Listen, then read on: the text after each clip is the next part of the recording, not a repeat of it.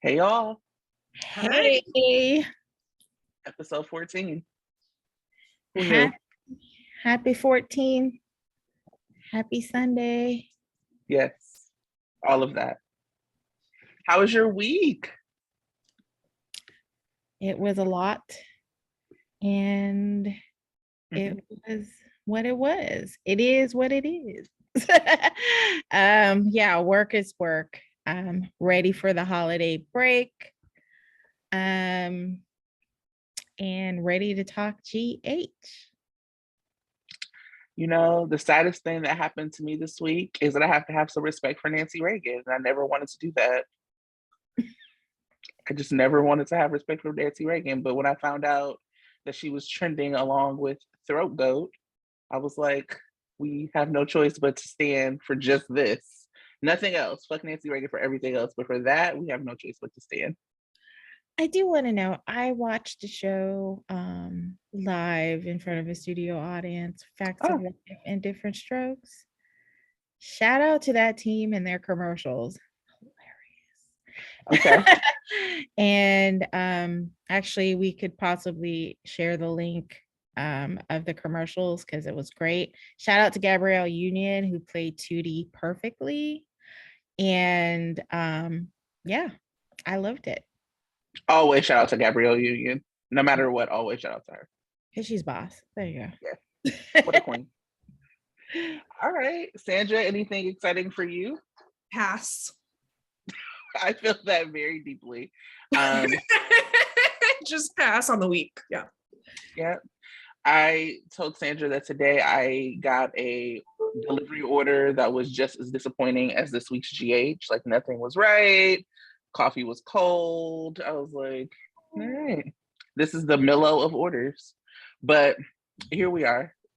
So already just choosing violence. I'm like Maurice with my retweets, just choosing violence at the start.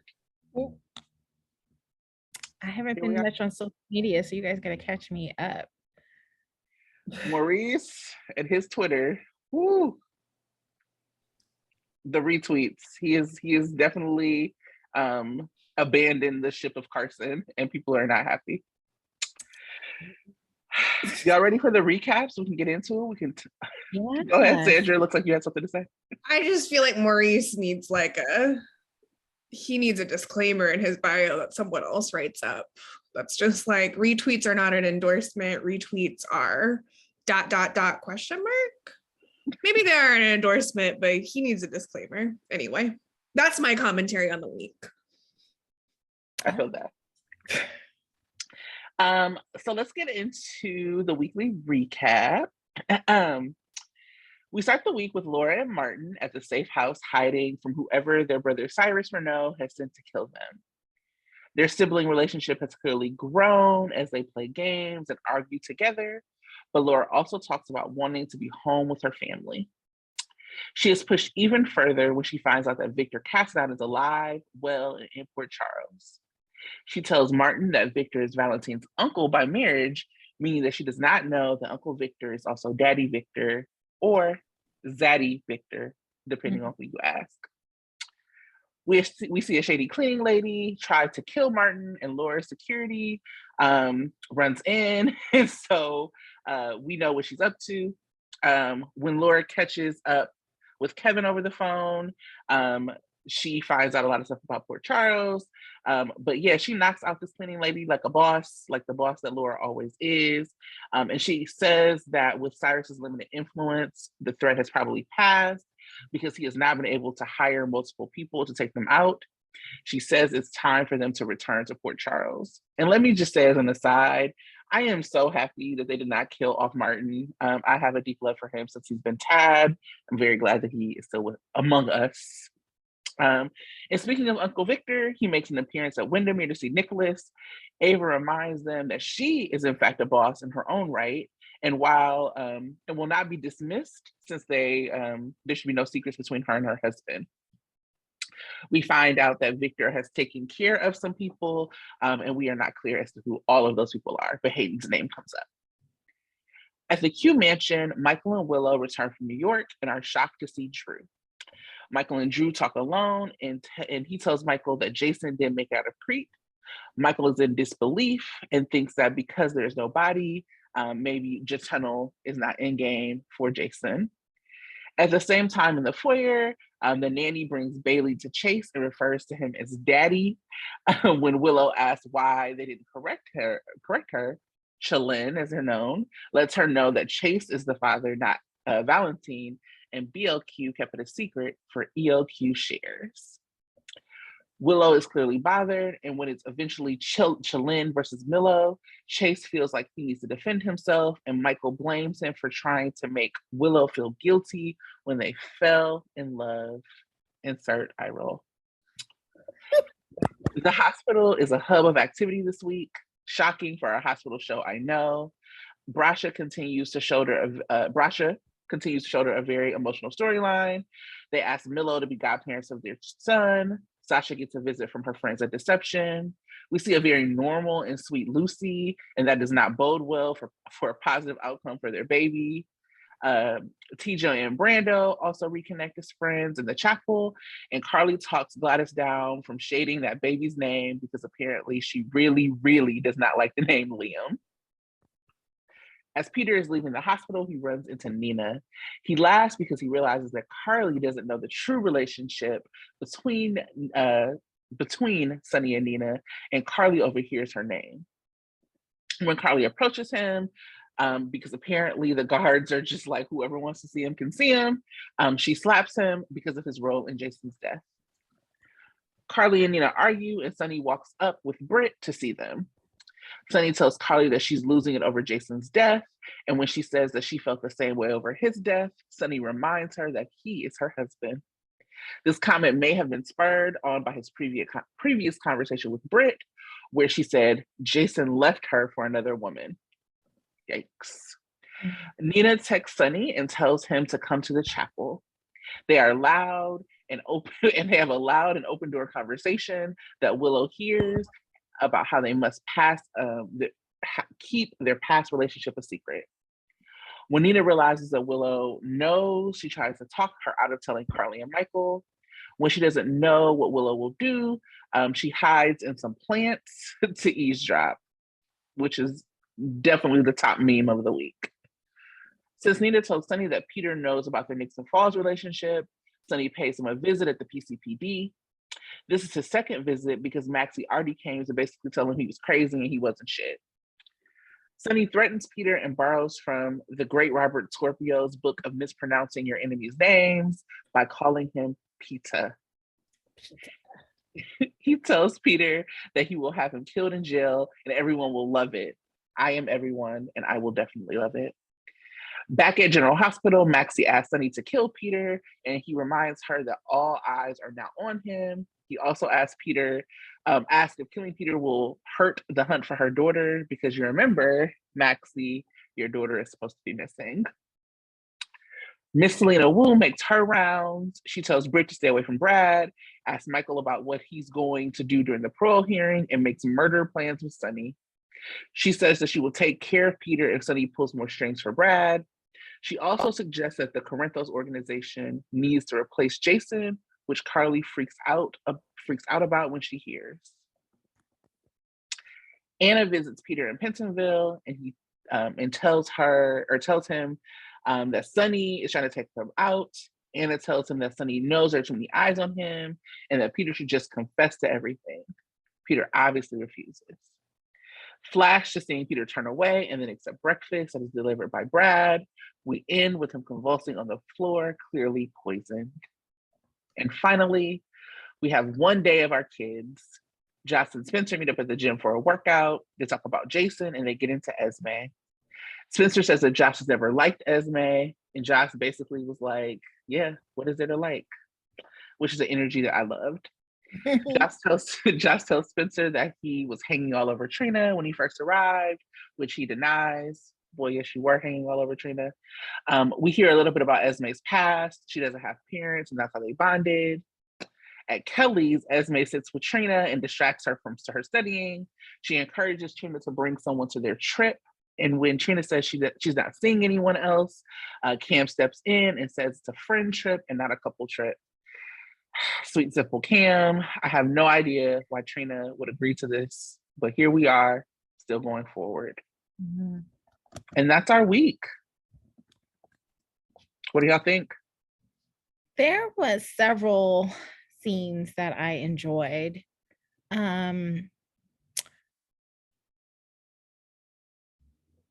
So this week there were several scenes that I enjoyed a lot.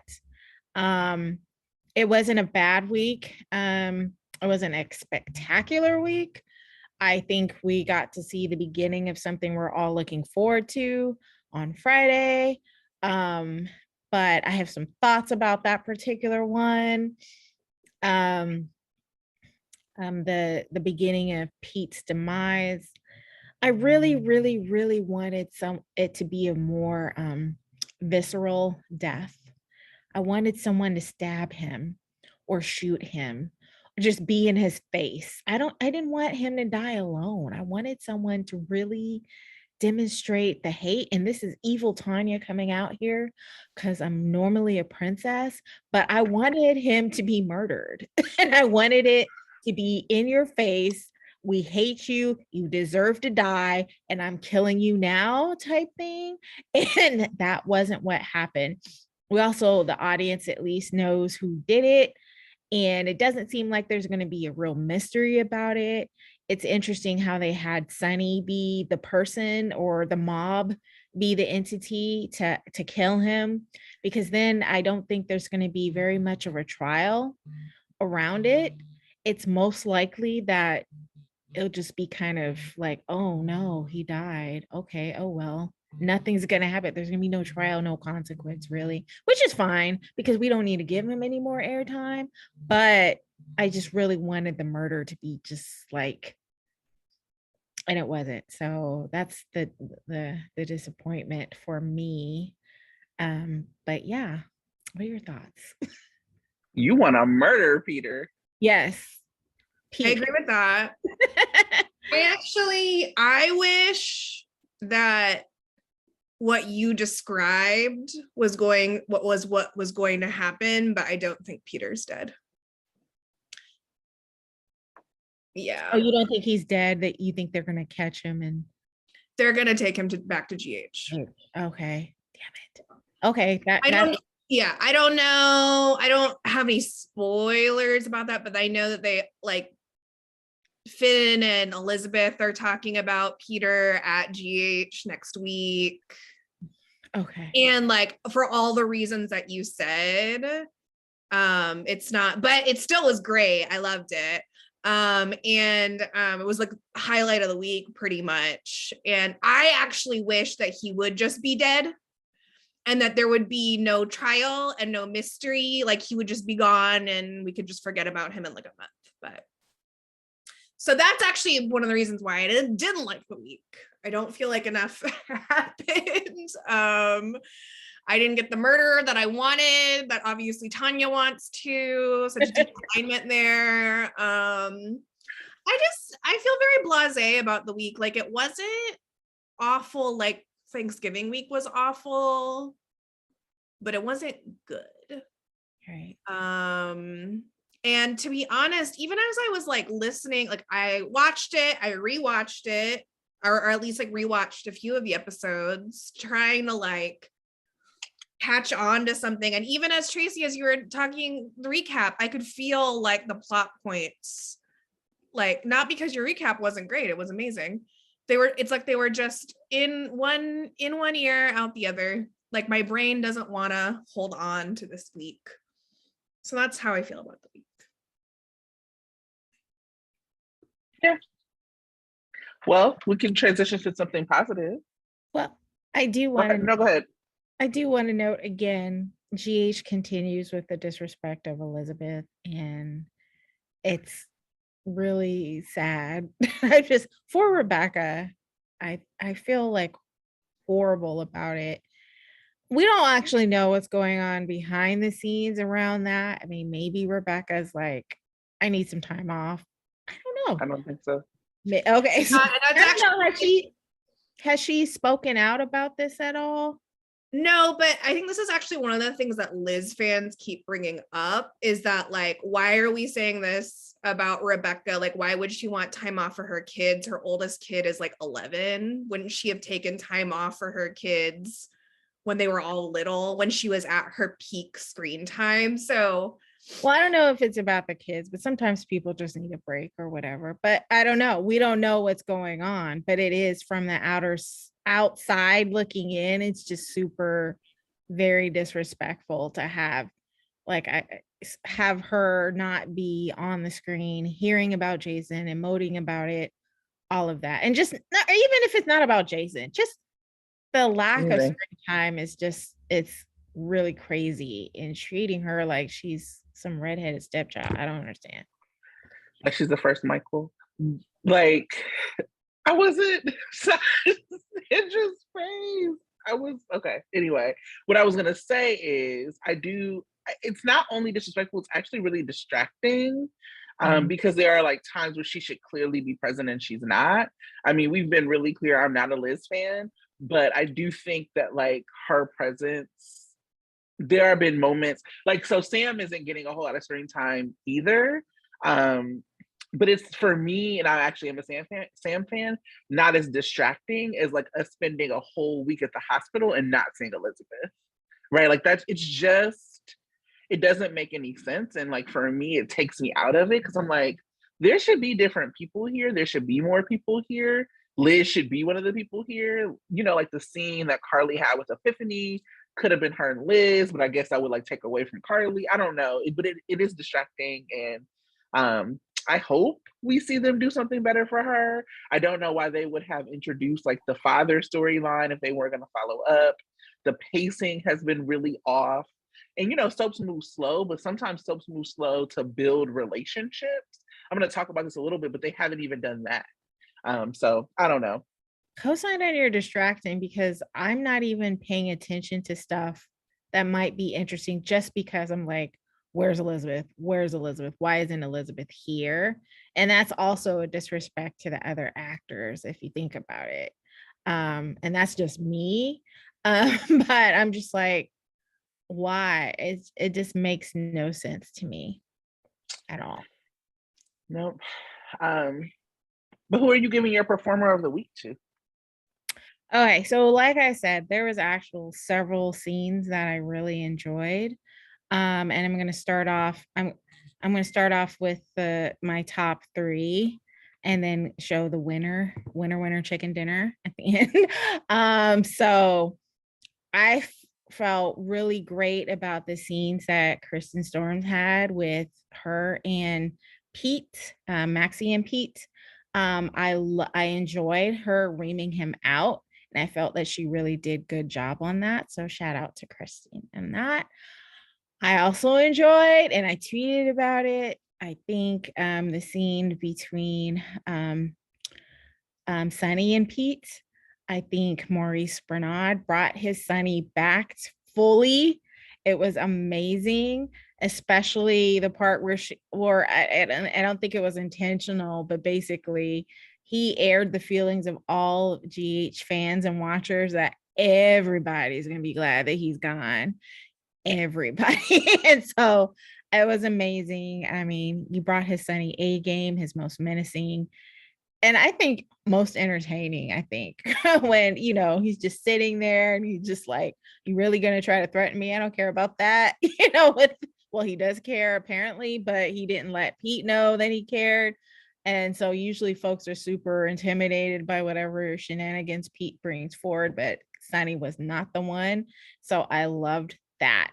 However, top prize for me, and it shouldn't be a surprise, is Genie Francis and Michael E. Knight. I was not expecting to care about their time in seclusion. I didn't care about that little story at all. But those two actors are so phenomenal. It made me care. Their interactions with one another, you can see, even it was such a short time, you can see that their relationship is really close.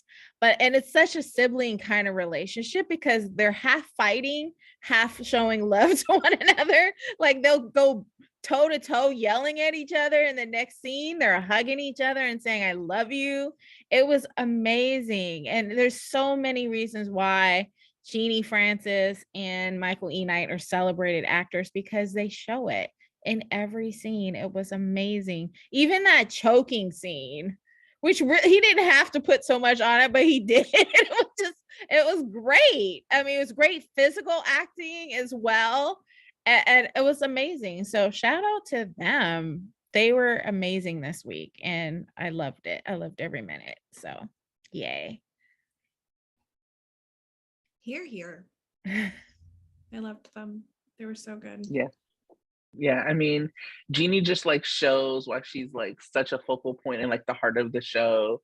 And her relationship, I mean, he will always be Tad to me, but I love him anyway. Yeah. Their relationship, like you said, I mean, like the siblingness of it, it is just so clear that they're vets, you know, like it's so clear that they know the craft and they have like a real respect for each other, and a respect for the audience. And like the follow-up, like you said, after he was choked, he was still like coughing. I was like, Right. these are like real choices that you gotta kind of be a vet to do. So yeah, I was delighted by them all week. I loved them. Yeah. They are both actors. Yes. For real. For real actors. And yeah. I don't think they went to Juilliard. No. They went to the School of Daytime. Right. Time. And that's a way to get your acting hours in. Right. Tad the Cad. I know about you.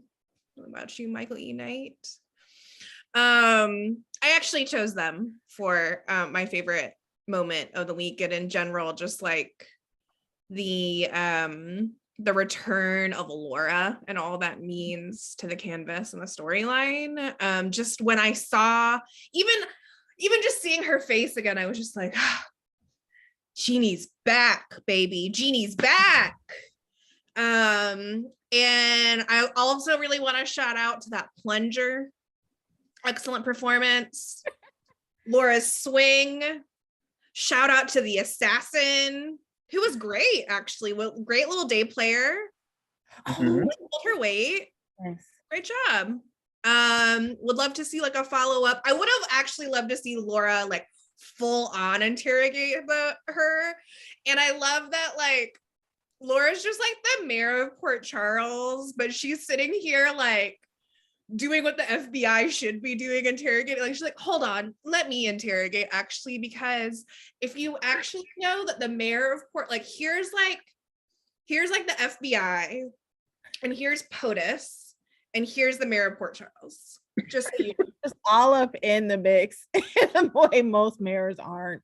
You know, it just shows you how important Port Charles is, which it continues to be confusing why nobody knew that Sonny was Mike, but I digress big time. So yeah, I loved seeing Laura and Martin. I love their sibling relationship. I forgot to write down the exact line, but like Laura being like, your care for me is appalling. Right. It also made me so anxious that Martin was gonna die. I was very concerned, as was like basically everyone else. Like, so Twitter was basically just like, Marty, Marty's got to be okay. His last meal was a hummingbird cake. It's happening. Like, but of course, Martin's still not safe because their lives are still in danger. But we also got to see the transition into, okay, Laura and Martin are returning to Port Charles. And I just loved the signaling to the audience of like, we are having a new beginning. Genie is returning. And in general, I will say, just to zoom back out to the week as a whole, what I liked most was that the moments that I liked the most were signals of new storylines beginning, which is mostly what I'll probably talk about this episode. But Tracey, what was your favorite moment? I really loved when Chase was like explaining to Willow what happened. And Willow was like, so are y'all together? And he was like, no, no, no, no, no, no, no, no, 15,000 no's. And Brooklyn was like, I'm standing here. Like, I don't know why, but I watched that scene like so many times because it was so funny. And it also like signals to me exactly why I don't want Brooklyn and Chase together. I think they're fine as friends. I think that GH does this really weird thing. And I don't know, it's like they don't read the century, they don't read the decade that they're in. It actually is not cute for Willow. Like, I don't want Willow, or not Willow, but I don't want BLQ to be like kind of pining after Chase, while he might still have something for Willow. That's actually not a cute look. And I just don't think they have the chemistry. I've talked about this before, to pull that off. It feels like very stage direction. Like, Chase grab BLQ's hand. Now you all walk together. But it's not like the kind of thing that we love from like Nicolas Chavez, for example. Like when Trina is in a space, he got a whole girlfriend that's apparently his person. But when Trina is in the space, like he's looking at her. Like you can tell that there's something happening. And that's not what you see from BLQ and Chase. And I think that line actually like kind of punctuates why they're good as friends. And I really liked it. So I don't know. Tonya, what do you think? I think I kind of really spoke on my favorite moments of the week already. All about Laura and Martin, Sunny and Pete and Kristen, or well, Maxie and Pete. I don't know what else that I really enjoyed, except, obviously Trina, always a good time. I always want to see more of her. So I mean, yeah. But what do I want to see? Yeah, what I want to see more of. And I actually want to punt it to you after, Tracey, but I want, definitely, again, bringing it back. I want to see more of Elizabeth on the canvas and more Trina. I'm just going to be a broken record until we get those things. For sure. Yeah. I want to see both of those things. Surprisingly about Elizabeth, not surprisingly about Trina. But I want to see more of TJ. He's great. We actually need more actors in that age range. TJ's very cute. He's very good. There's actually no reason that we don't see more of TJ. I think they wrote him into this like relationship with Molly. They could either make the relationship interesting or they cannot, or they can like break them up, bring them back together, whatever they want to do. But there's no reason. We need more people in that age range on the campus, and I would like to see it. And I think just overall, I want to see more establishment of connections between friend groups. So people were kind of like, oh, it made no sense for Brasha to ask Milo to be the godparents of their kids or their kid. And I was like, well, I mean, maybe not from what we've seen, but I would have liked to see, like, we actually don't know, like, if they have an established relationship beyond what we've seen on screen. Because just like when Maxie and like, and Nina and Britt had their girls' night off camera, like, we didn't even, like, that would have been a good thing to see, like, them getting wine drunk. Like, why didn't we see that? Probably because we saw more, Carly, like, grieving. But it would have been nice to see that. It would be nice to see more interactions between these friend groups. A lot of these actors are just like surviving on chemistry alone and not on storyline. So that's what we've seen with like Brasha. Thank God that Johnny Wachter and Sophia can like carry a scene, because otherwise, like, why would we care about this? There's been nothing written for us to care about them. The same thing with Dante and Sam. There's been nothing written for us to care about them. Like, it is actually just like when they show up, they give like their all. And so I would love to see, in addition to like TJ, obviously, more interaction, more overlapping with stories, and more relationship building on the canvas. Because if we're gonna have like this pacing problem, at the very least, the pacing can be because we're like seeing them establish relationships, and not just because we see the same character over and over, or because we just have filler scenes that don't really mean much. Yeah, co-signing that, and shout out to the scene that TJ did have with Brando. I think that was great. I'm glad that they're having him get over the affair. That should have been that was just a while ago anyway. And so I'm glad that he was able to provide support to Brando during that chapel scene. So Yeah. What about you, Sandra? Well, of course, I want to see more of TJ because he's so cute. And honestly, the best thing that they could do for Tolly, TJ, and Molly is to break them up. I'm really disappointed that they didn't when Molly had her one night stand. It's not to say that I don't like Tolly. It's just like, damn, y'all have been together for forever. We've never seen either of you with anyone else except for this one night stand. I would like to see you with other people and then for y'all to get back together in a couple of years, but that would involve you both having storylines. So as like someone who likes both characters and even likes the couple, or like at least finds the couple to be inoffensive, they haven't done anything interesting enough to like in a long time. So you got to break up. This is a soap. Damn it. Anyway, what I actually want to who is Tolly? That's how like long it's been. I'm like, that's why I was like, let me clarify what a Tolly is. Did you make up that, or has it already been established? That's their smush name. That's their smush name. We'll use it. Okay. Yeah. When? Huh? When would they use it? They never on screen. This memory here, it captures strange things, and smush names is one of them, even for shows that I don't watch, like the chabby shit on YNR and Days, that I loved it happening between the fan bases. I was like, wait a second, isn't chabby belong to Days? Even I know that, and I don't watch Days anyway. Back to General Hospital. Why do I keep trying to talk about shows that I don't watch? Maybe it's because our hospital show has been so bad. Okay. What I want to see more of. I want to see more of the woos. Mm-hmm. Woos are it, friends. Yeah. So this week we saw Selena, who is Miss Woo, who has been going by Miss Woo. She was actually named Nina in originally, and they've changed her name to Selena. So there's not two Ninas, which also makes me feel optimistic that we'll continue to see more of her.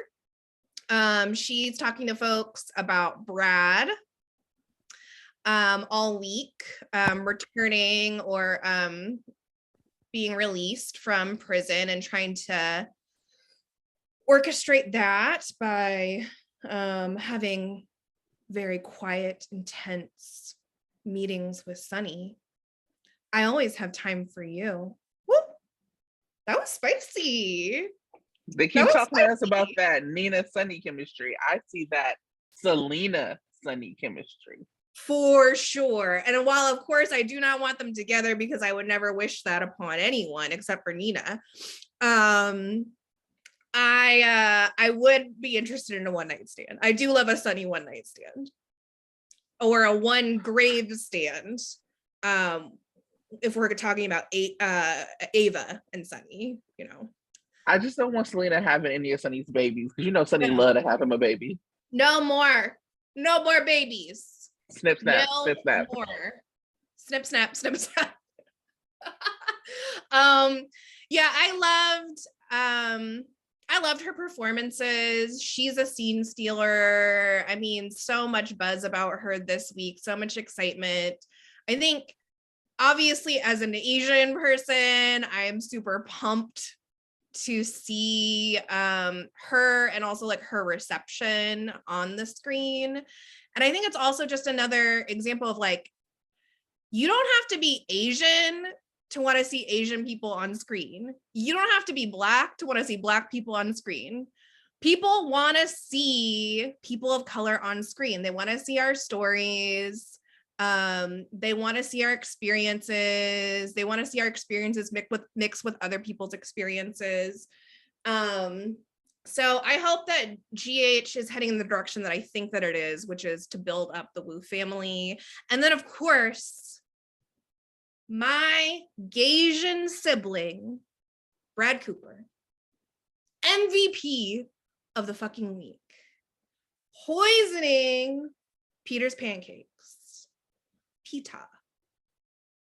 Now, maybe Pita isn't dead, but he sure as hell is having some hell of a GI distress. And I love that for him. I love that for him, and I love that for us.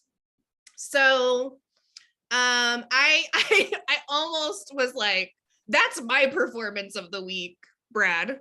Just the Brad reveal, just him pushing the cart, but thankfully I don't get performance of the week. But I am so I really am so excited to see the Woos. I really hope that it also means we'll be adding more characters from their family. Lots of folks have been, speculating about bringing in a younger Woo to Woo. Got it, Joss. A lot of people are saying a Woo son. I'm, thinking a Woo daughter or, a Woo child who's non-binary, but I'll really honestly, I'll take anything. And I think that it'll be in, I do have some pause around like how people talk about Lydia Look and Selena Woo on the internet. And I think a lot of them are saying, I feel like they're saying positive, supportive things. But just a reminder to people that commenting on her accent is, even when you're saying it in a way that feels positive, is not it. Just go ahead and just don't comment on her accent. And I'm sure I'll be giving more pro tips as as the weeks go on. And a big part of that too is that we're not used to seeing Asian people on TV. We are used to, and not in roles beyond like villain, like one-dimensional villain or femme fatale or nerdy, actually goody. It's like we get to play like one or the other if we're on screen at all. And oftentimes Asian folks are so invisibilized that we'll actually take any representation that we can. And so I'm holding both, that like I'm excited about the Woos, and I'm watching y'all. I'm watching. And so hoping the writers will be mindful of that moving forward, and also hoping the fans will, as we welcome more diversity into onto the canvas. Yeah, that really struck me because I remember when we were talking about it was like just an internet conversation about like diversity on GH, and we were talking about the lack of like queer representation at all across the board on the show, and then somebody's like, oh yeah, they also don't have any like Latino representation, and so I was like, well, Maurice Bernard is. I was like, hold up. Like Maurice has like very clearly said he plays Sonny as Italian. So just because someone like holds an identity in their real life that doesn't like come to the screen is not representation. So I think that that's important to note too. Mm-hmm. Yeah, because Brad was never really talked about his Asianness until like him and Lucas were like together, and they were just starting to lay the foundation for him being part of the Wu family. So I thought that was very interesting. And then they talked about him being adopted, which I actually want them to talk more about, because I was just like, oh, I'm assuming he was adopted by a white family, but maybe I'm wrong. And like the dynamics around that, which I don't actually think GH has like the range to talk about the complexities of being Asian adopted into a white family, but moving on. Let's not get into that. let's not give them any ideas, actually. I have a lot of questions about his return, and some of it is like stuff that I've seen just randomly on Twitter. Like someone posted about him being the Jason replacement. But then also I'm like really confused about how they're going to really bring him back, because they keep talking about, well, I don't know, Willow's trying to convince Michael to forgive him and all this good stuff. But I still questions, because I mean, Sonny reiterated the threat. Like, if I see Brad come near my family, then that's going to be a problem. He even did the whisper threat, which is serious as far as Sonny threats goes. So I have a lot of questions about how they're going to bring, because I do want him to come back on campus. I don't want it to be this one-off, oh yeah, I possibly murdered Pete type thing. He needs to be back on screen. And they didn't do the parole hearing. Maybe they're going to do it next week. So really curious. I know you probably have spoilers about this. So you'll talk about it more, I hope, because those are my questions. Yeah. I don't have that many spoilers around it, but what I do, I mean, I think well, it's not spoilers, predictions. right. Right. Yeah. Wild speculation. Wow. My Which is my speculation is favorite. actually not that wild this week, but I had a wild speculation. we can talk about Brad. We can talk about I had a wild speculation. I was like, maybe Brad didn't actually do it. Like maybe they got somebody else to poison it, because you saw the look on his face as he was walking away. We saw the reveal, but I also saw the look on his face where he just looked scared, or not scared, but just like he had a question mark. Like he didn't look like he was trying to murder somebody. So I'm thinking, what if he didn't actually do it and that somebody's framing him or something? I don't know. I feel like there's going to be more to this story about his particular role in this. And I'm just thinking he didn't actually do it. That's my wild speculation. Because Yeah, him all of a sudden being an assassin is just really kind of a departure, even though he is kind of sketchy. He's not an actual murderer. So yeah. my wild speculation, and then we can get into what you want to see less of. My wild speculation is that he didn't know he was doing it, and that this will be a way to pull him into the Wu family. Like they're like, you did this shit now. Like the only way you can be protected from it is like to be a part of us. Was like what I was hoping happens. Like a gang initiation type thing. Yes. Y'all are much more generous to Brad than me. I'm just like, my king Brad knew exactly what he was doing, and he wanted his ass out of jail, because at the end of the day, Brad looks out for Brad. And I like that about him, honestly. Sure. So He does. And then maybe prison turned him into like, okay, I'm in prison, so I might as well go for broke and just start murdering folks. I mean, maybe. You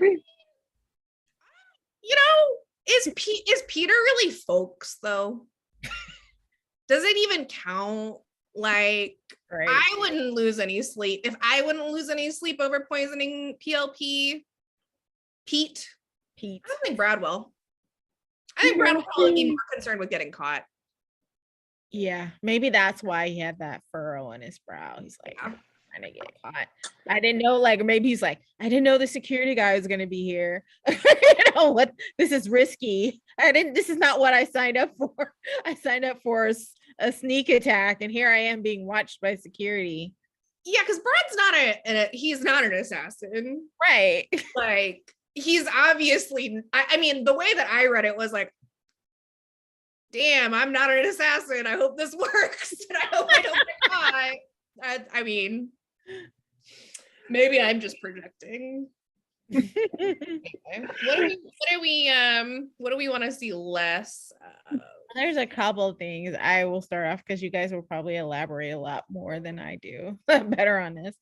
But and this is not because I'm like trying to see more of Carly and Nina interaction, but what's annoying to me about the Carly and Nina interaction is that Nina is the instigator. I see her as the instigator of all the interactions. Like she is chilling around the hospital for like all the time, walking up to Carly and being like, oh, you shouldn't do this with Sasha and Brando. Like, why are, I mean, just gaslighting or just trying to start stuff. And maybe it's not on purpose, but it's annoying how she's doing it. And I need her to stop. Like, she wants people to leave her alone or do all this, but yet you're all up in the mix. Get out of the mix. I don't just like, stay silent, go away. Just like, this is, you are starting stuff with Carly and not the other way around. So that's annoying to me. I need her to stop. And then Sunny as well, telling, you know, Carly, you need to move on, or you need to do, you're not telling Nina to stop. You're also like, you're right, it wasn't your fault that Jason died. You know, yeah, it was. As far as I'm concerned, it was your fault. Why are you giving her, we know why we're giving her passes, but I was like, dude, you know, you're telling Carly one thing and then actually kind of helping, you know, egg Nina on. It's annoying as fuck. So I just need, oh, I'm sorry, but it needs to stop. And this is just my mama's child making me apologize for cursing, so bear with me on that. I also did not like, and I know it's part of the story, but when Spencer was like, Esme's my person, I wanted to hurl. I'm like, no, he is not your person. And I just like, no. I if it's part of a, you know, kind of bringing the story forward thing, that's fine. You did it once. You don't need to continue doing it again. No. I need you to go back to making the slight digs on to her. Be like, yeah, Trina's not a schemer. Trina's not a liar. Trina's not this. That's what I love. Yeah, go back to that. No more, you know, Esme needs a second chance. No, she doesn't. The fact that she's even in there and present is enough. So writer, stop doing that. Stop it. Okay, thanks. You are not alone. Right. I think many people are on the same page as you about that, about those scenes. My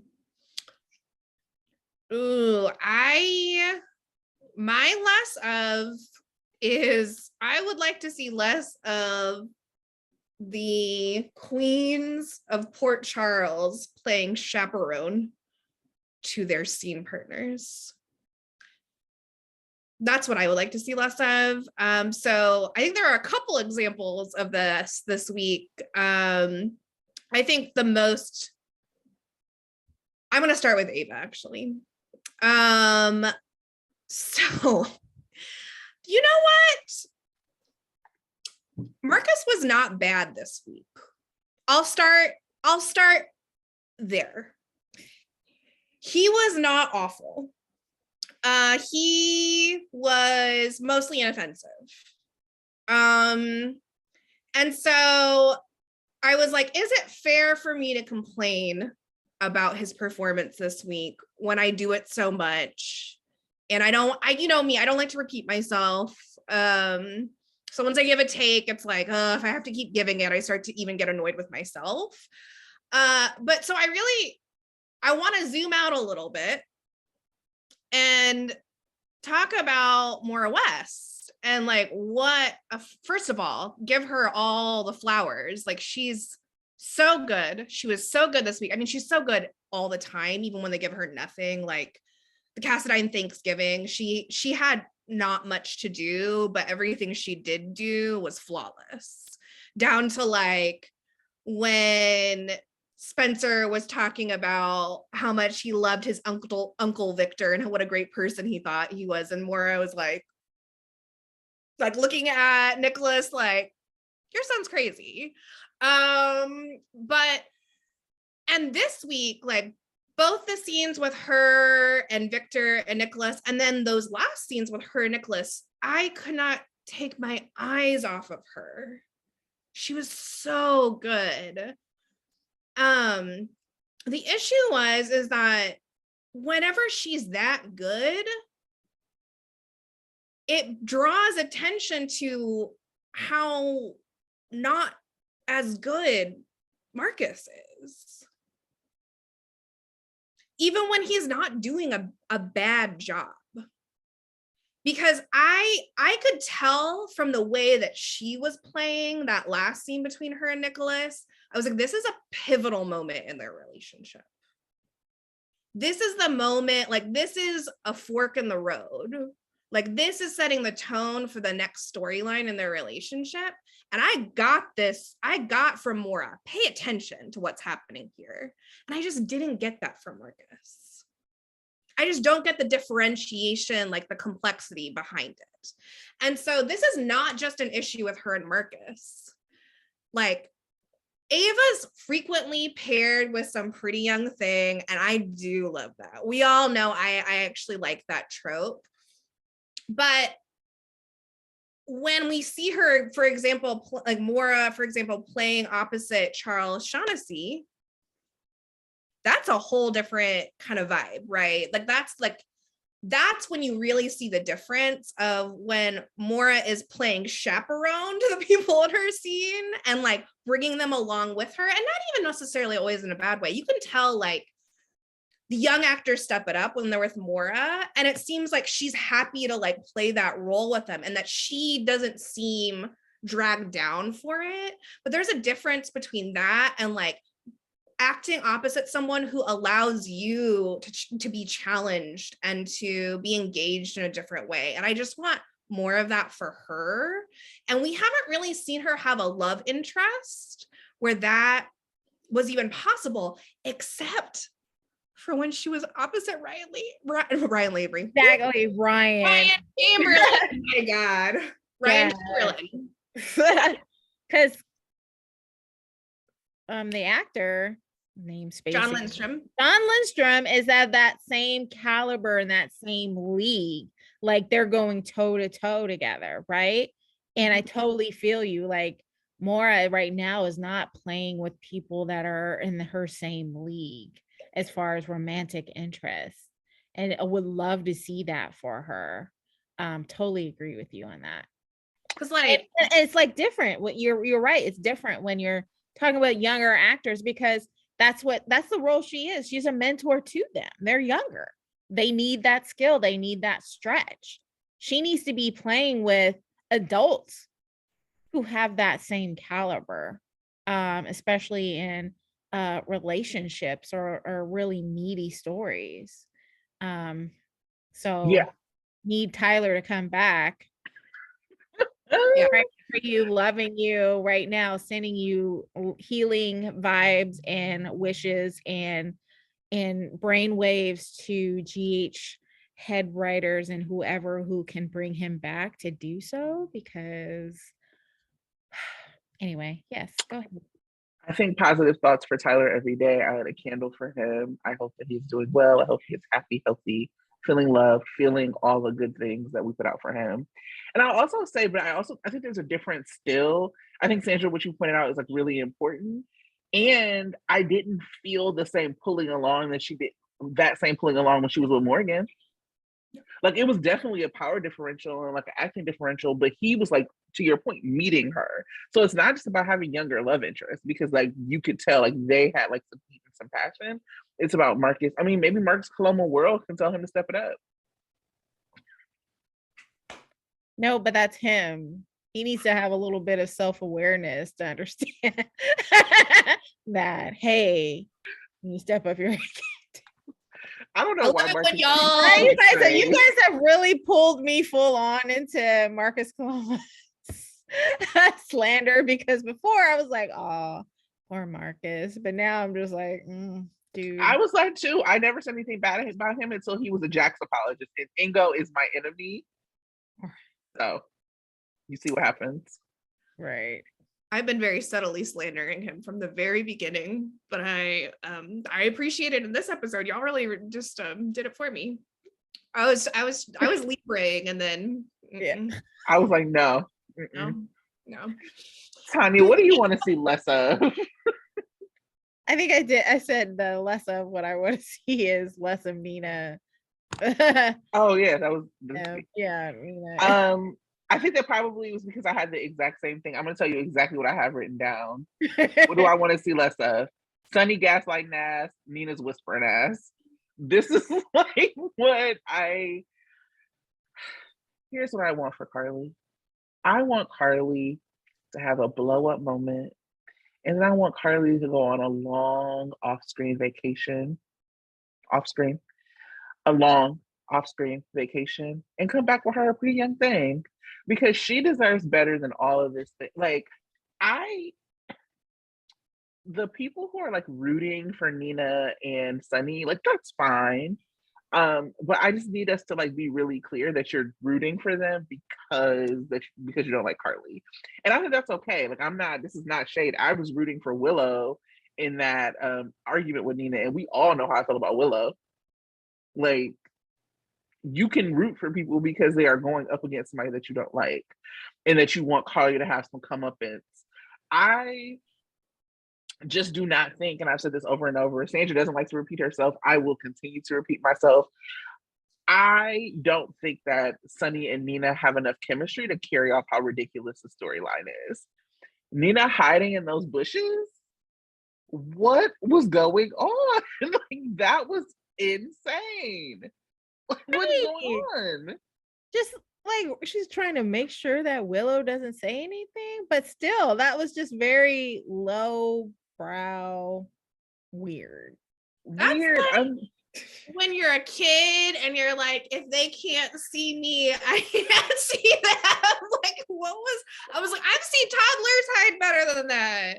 It was bad. I was like, and I just altogether feel like she has not gotten, like, they try to make it seem it's because it's so heavily on Carly. And I said this before and I'll say it again. It was a mistake to make all the Nixon Falls fallout fall on Carly's shoulders. It should have been spread across. It should be on site for Nina with Chrissy. We should have more Christina on screen. It should be on site for Nina with Joss. Like, it is not just that Nina kept Sunny away from Carly. It's not just that. That's bad enough. It is that Nina kept Sunny away from his family. And you were going back and forth and seeing Wiley being in his family's face, seeing Michael, seeing people be kind to you with the grandchild that you share with Sunny. And then you went back like nothing happened. That is what the problem is. And so, like, when you just make it this romantic rivalry, then yeah, sure, like you might say, fuck Carly, who cares?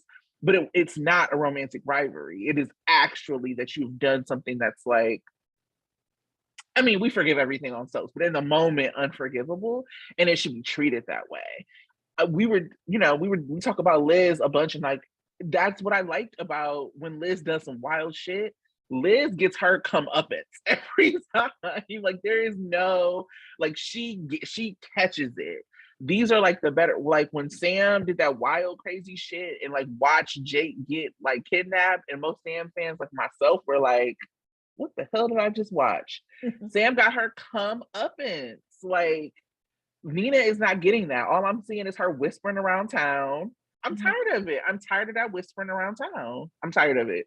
And then the scene that she had with Britta was disappointing because, yeah, I mean, Britt was like, you did this, but it wasn't like, okay, for Nathan, she was like, for Nathan's sake, I'll forgive you.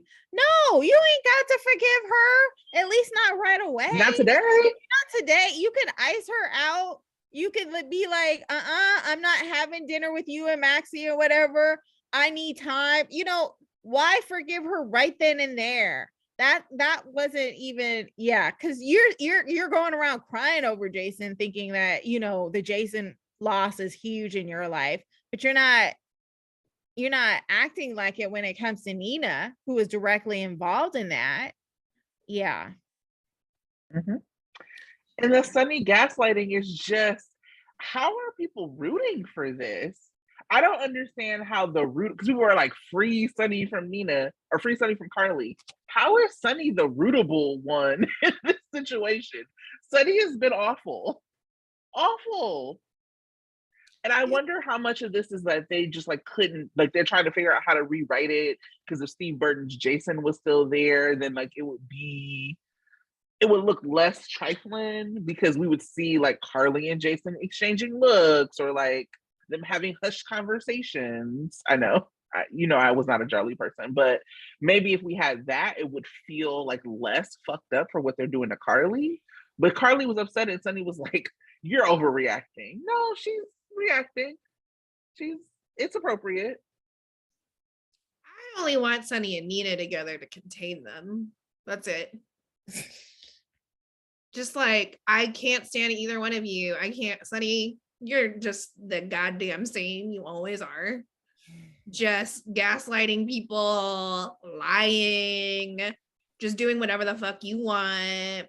And Nina, the whispering, it's the whining. It's the whining for me, actually. It's the whispering whining. Yes. It's the manic, no, I'm just trying to justify myself. Stop. Like, if she would just own it and be like, you know what? I am a crazy bitch. I would love it. That, see, now that's a Michelle Stafford Nina right there. And that's actually like what, and it's not to say anything like Cynthia is good, but the choices that she's making, I don't know if she's making them being like, I'm going to annoy the hell out of them, but that is what she is accomplishing for me. Is like, every time, the more Nina talks about how she wants to repent, like she's trying to repent, and like, why can't, people are always coming after me, all this shit. Well, actually, I thought I was saving him from a life of violence. Like, the more she talks, the more I'm like, you sound crazy. You sound wild to me. And I don't even care. I just want it to stop. So be with Sunny. Y'all be together. That's great. Please do it. I'll send you a congratulations card. Just some condoms. Yes. Because he'll get her pregnant. Because that's what Sunny does. All I want for Christmas is Sunny to get a fucking vasectomy. My God. Snip, snap. Snip, snap.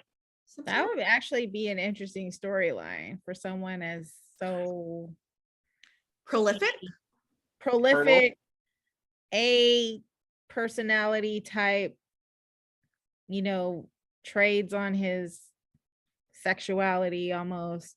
I think it'd be interesting to have that done. Well, it's on my wish list.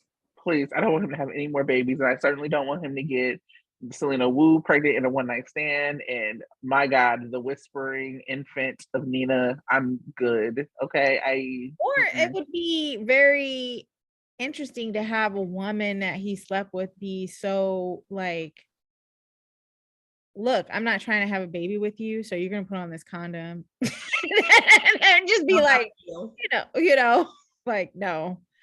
Y'all don't make sure it's not those ELQ faulty condoms from when Elizabeth got pregnant with Jake. Y'all don't want to son a miracle baby? No? I thought you might. I don't know why I thought that. I thought you might. Like you said, if they're gonna be together, let's go ahead and let that happen. It's just not giving what it's supposed to give. It's not good. I don't like it. I mean, I guess other people like it, and so maybe I gotta be quiet and I'm wrong. I hate it. I don't like Carly. I mean, I'm Carly neutral in general. In general, I am Carly neutral. There are times when I like her and there are times that I hate her. Currently, I hate her. But I don't hate anyone enough to watch this level of gaslighting happening, especially by Sunny fucking Corinthos. I'm tired of it. Well, we'll mark you down as not a Carson fan. Sorry to disappoint. So now that we've gotten all that out of our system, that we're hating this gaslighting and then we're sick of Nina and her whining, let's do a deep dive. Who are we doing a deep dive on, Tracey? Yeah, so I was thinking we've already done like a lot of storyline deep dives. So I wanted to talk a little bit about Michael as a character, mostly because I want to talk about like if there is any way to make that character more interesting. I think that we all have agreed he's not. And to like, I think it's like, I'm wondering, maybe it's not happening, but I'm wondering if GH is like setting up a Michael versus Sunny situation like we've seen before, because I feel like that has been when Michael has been the most interesting. So less of a deep dive, more of a character discussion that I can kind of kick off. So obviously we've seen Michael. We all know the story. Carly gets pregnant by AJ, tells everybody it's Jason's. When they find out it's not Jason's, thank you, Robin. Like, because Robin is the Maury of right. of daytime. You're not the baby daddy. You're not the daddy. They put AJ on the iconic meat hook to make him sign over his rights, his parental rights to Sonny. And so Michael has always kind of like, I don't know, teeter-tottered between like Corinthos and Quartermaine. I think that when he was younger, his influences never were like positive about the Quartermaines. He's been kidnapped a couple times. Like, I don't know, shout out to that one time AJ kidnapped him and faked his death.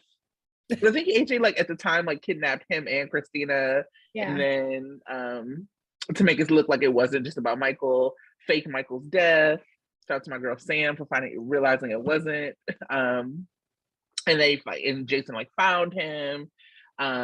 Obviously he gets shot when they brought back Sarah Brown to play Claudia. Zakara. There was a hit that was supposed to be on Sonny. Sonny like had taken Michael to the coffee warehouse to like see his legitimate business. And then in a hit that was supposed to be for Sonny, like Michael gets shot in the head, goes into a coma for a year, comes back, the little blonde aggro Michael. I don't know if y'all remember him. I before do. Chad. He was annoying. I loved it. That one scene that Jason had was like telling him, you need to stop. That scene, that was amazing. Yes. Jason did not like that Michael. No, at all. Jason was not fucking with that Michael. Yeah, so like that Michael and Christina actually had some inappropriate chemistry. Shout out to like me searching inappropriate chemistry on Twitter, and what comes up are Ava and Julian, Christina and that Michael, and Sam and Nicholas. Like, that's Tyler Christopher's Nicholas, to be clear. Oh yeah, it's awesome. Yeah. To be clear. And so then that Michael then Claudia, when she's found out at her birthday party that she was the one who like tried to kill Michael, Sonny goes off on her. Claudia takes a pregnant Carly hostage, takes her to a cabin in the woods. Michael finds her, and it looks like Claudia's gonna kill Carly. So then I'm deep diving into all this. So she's gonna kill Carly. So Michael kills Claudia. His family, for whatever reason, decide to just cover it up. Like, instead of just being like it was self-defense, they cover him up. They send him to the island. He comes back, Chad, Michael, because Dante goes to get him. Because Sonny confesses to the murder, is on trial. Dante like has Chad's Michael confess and like all that. That Michael ends up going to jail. Jason puts aside his whole life again to go to jail with Michael. We find out he's been assaulted. Michael had been assaulted, which was set up by Franco, which is why it's always been difficult for me to ever accept Franco, even when it was Roger Howard, who I loved. And so anyway, all of that, fast forward, when Jason is presumed dead the first time, you remember I said they play whack-a-mole with Monica's kids. That is when AJ comes back. And that's when AJ and Michael like start a relationship, and Michael starts seeing himself as a Quartermaine. Sonny kills AJ, and when Michael finds out, because Carly was gonna marry Franco, which is the weirdest plot twist that's ever twisted, ever. They just wanted to see Laura and Roger Howard together. That's the only reason why that happened. And it was really bad. It was bad. Yeah. Yeah. So anyway, then so when Michael finds out, because Franco tells him at the wedding, him and Sonny go blow for blow, toe to toe. Sonny was about to kill Ava, because this is when like Ava had just given birth and Nina stole her baby, which is why it's interesting that they're besties now. And so you know, Sonny was about to kill Ava, like, well, I guess you ain't pretty no more. He can take you out. And so, and Michael comes in and stops it. And they are beefing to the point where like Michael gets custody of Avery for a little bit, and finally, like, which is the most interesting that Michael's ever been to me, to be honest. And then obviously they come back together, and I think their relationship was like solidified even closer after Morgan was killed. I know Michael was like mad at Sonny for like a hot second, and then like forgave him, and then like that's his dad again. So that's like who Michael is up until now. And so just wondering, like, what are your like reactions to Michael as a character? Do you think it's a way to make Michael more interesting? And do you think we're gonna get set up for Michael versus Sonny part 2? Yeah, I think so, because I don't know, maybe Chad Dooley is like watching the show, watching the comments and hearing us call him vanilla all the time. And I don't think he's actually vanilla in real life. Except, well, maybe he is. I don't know. His wedding didn't show a vanilla side. So um so maybe he's just like, yeah, I think Michael's a little boring right now. And because you remember, you know, redheaded Michael was a little spicy and he was bad.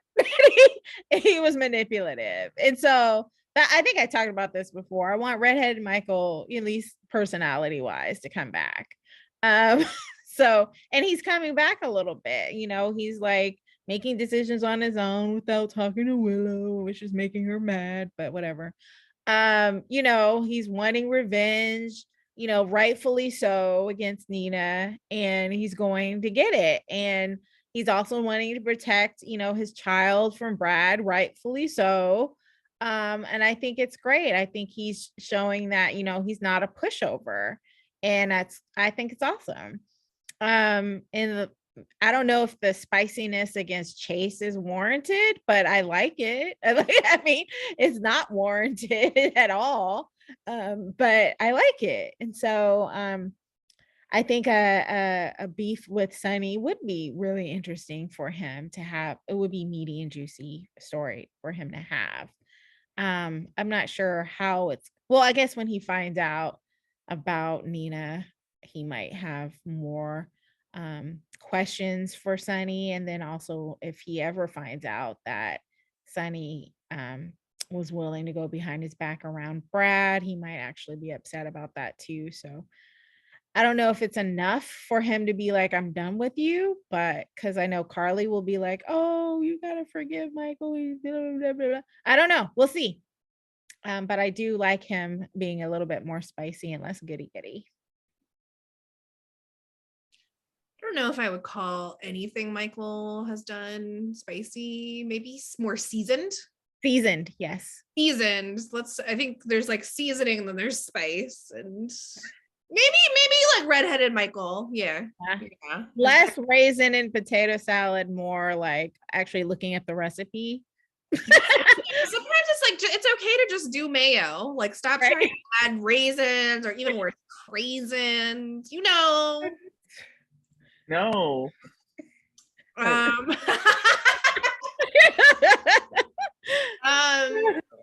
Oh Lord.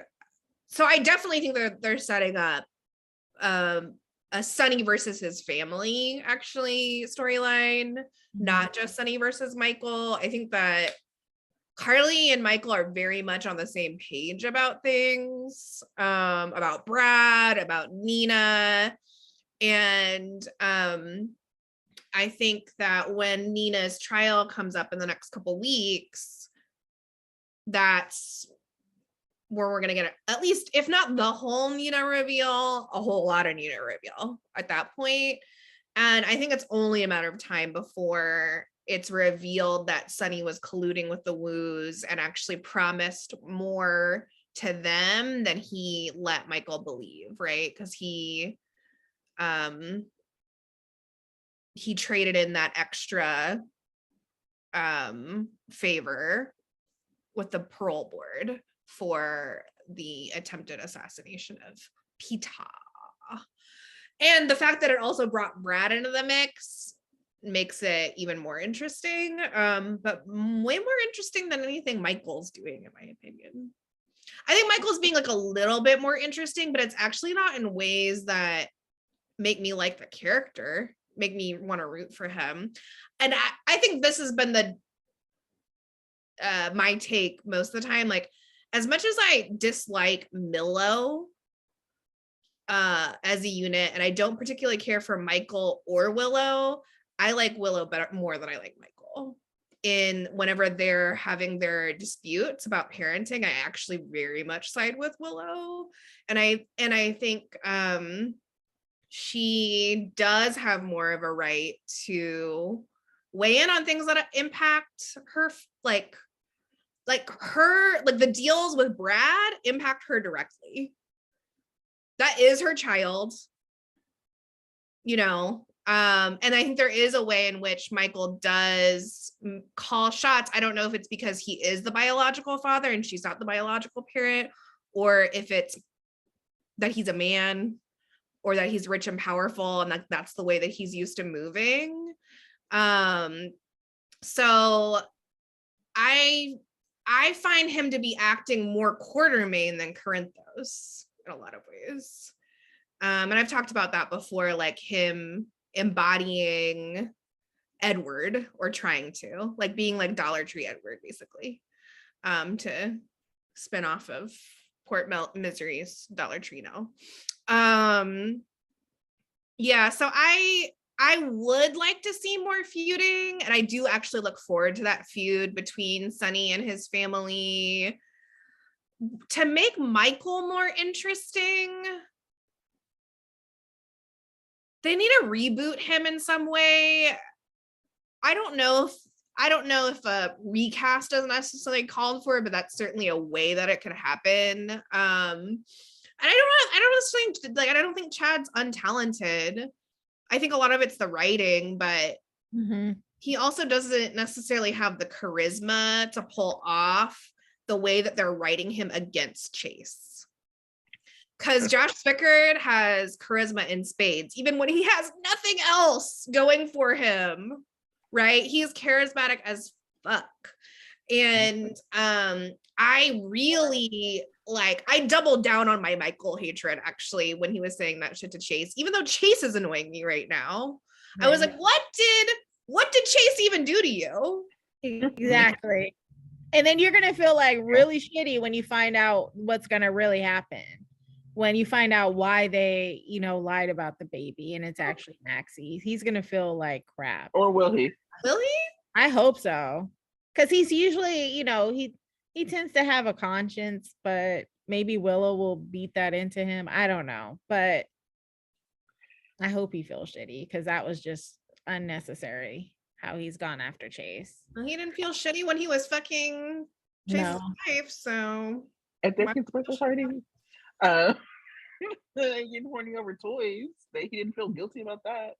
I think that your point about Chase is actually really, really, really spot on. I mean, it takes a lot for me to love a Jesus-y cop. And Chase has done it. You know what I mean? Like, Josh Wickard has really done it. And so I think that there's that. I also think that the difference, because I keep comparing this to the feud, I think the 2014 kind of feud that Michael had with Sonny. And at that time, Carly was clearly on Team Sonny. And Michael was mad at both of them. Michael was Karening all over the place. He called the cops on both of them. It was arrest both of them. Whereas to now, there's a very clear alignment of Sonny and Michael. And a little bit of that is kind of against Willow. So I'm wondering if this is going to be a kind of split for him and Willow, or actually a coming together for him and Willow, because she was mad at Nina in a way that she wasn't before when she heard the whole story. Mm-hmm. So I'm wondering what that looks like. And I think, I just think that they have to make him more spicy. There could have been there was something around seeing him be the CEO of a business. We literally just don't see him do anything but kind of putter around the Quartermaine mansion and be a dad.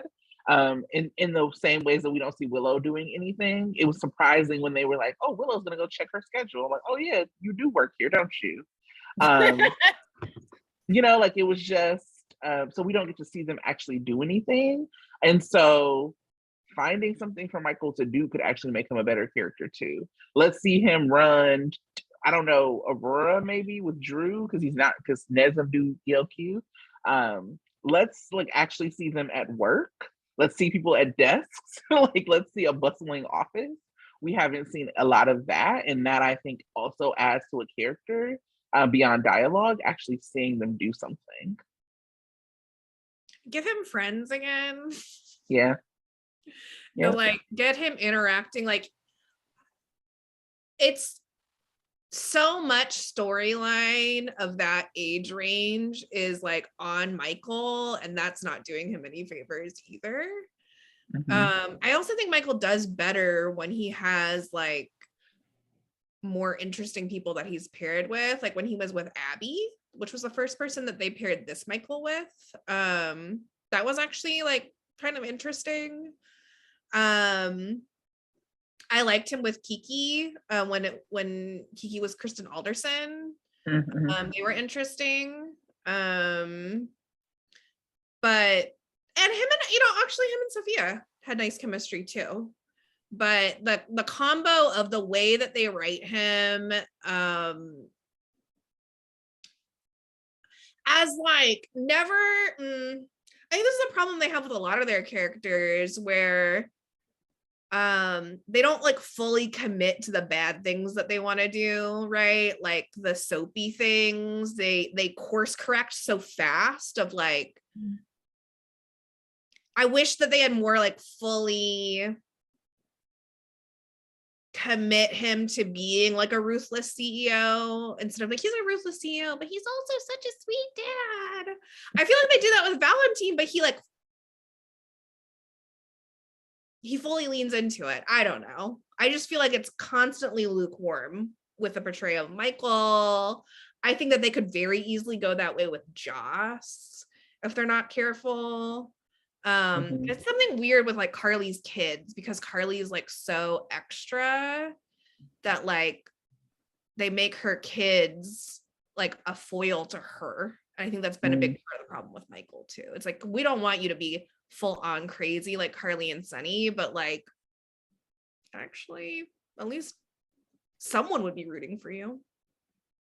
Some people would be rooting against you, but some people would be rooting for you. And that's right.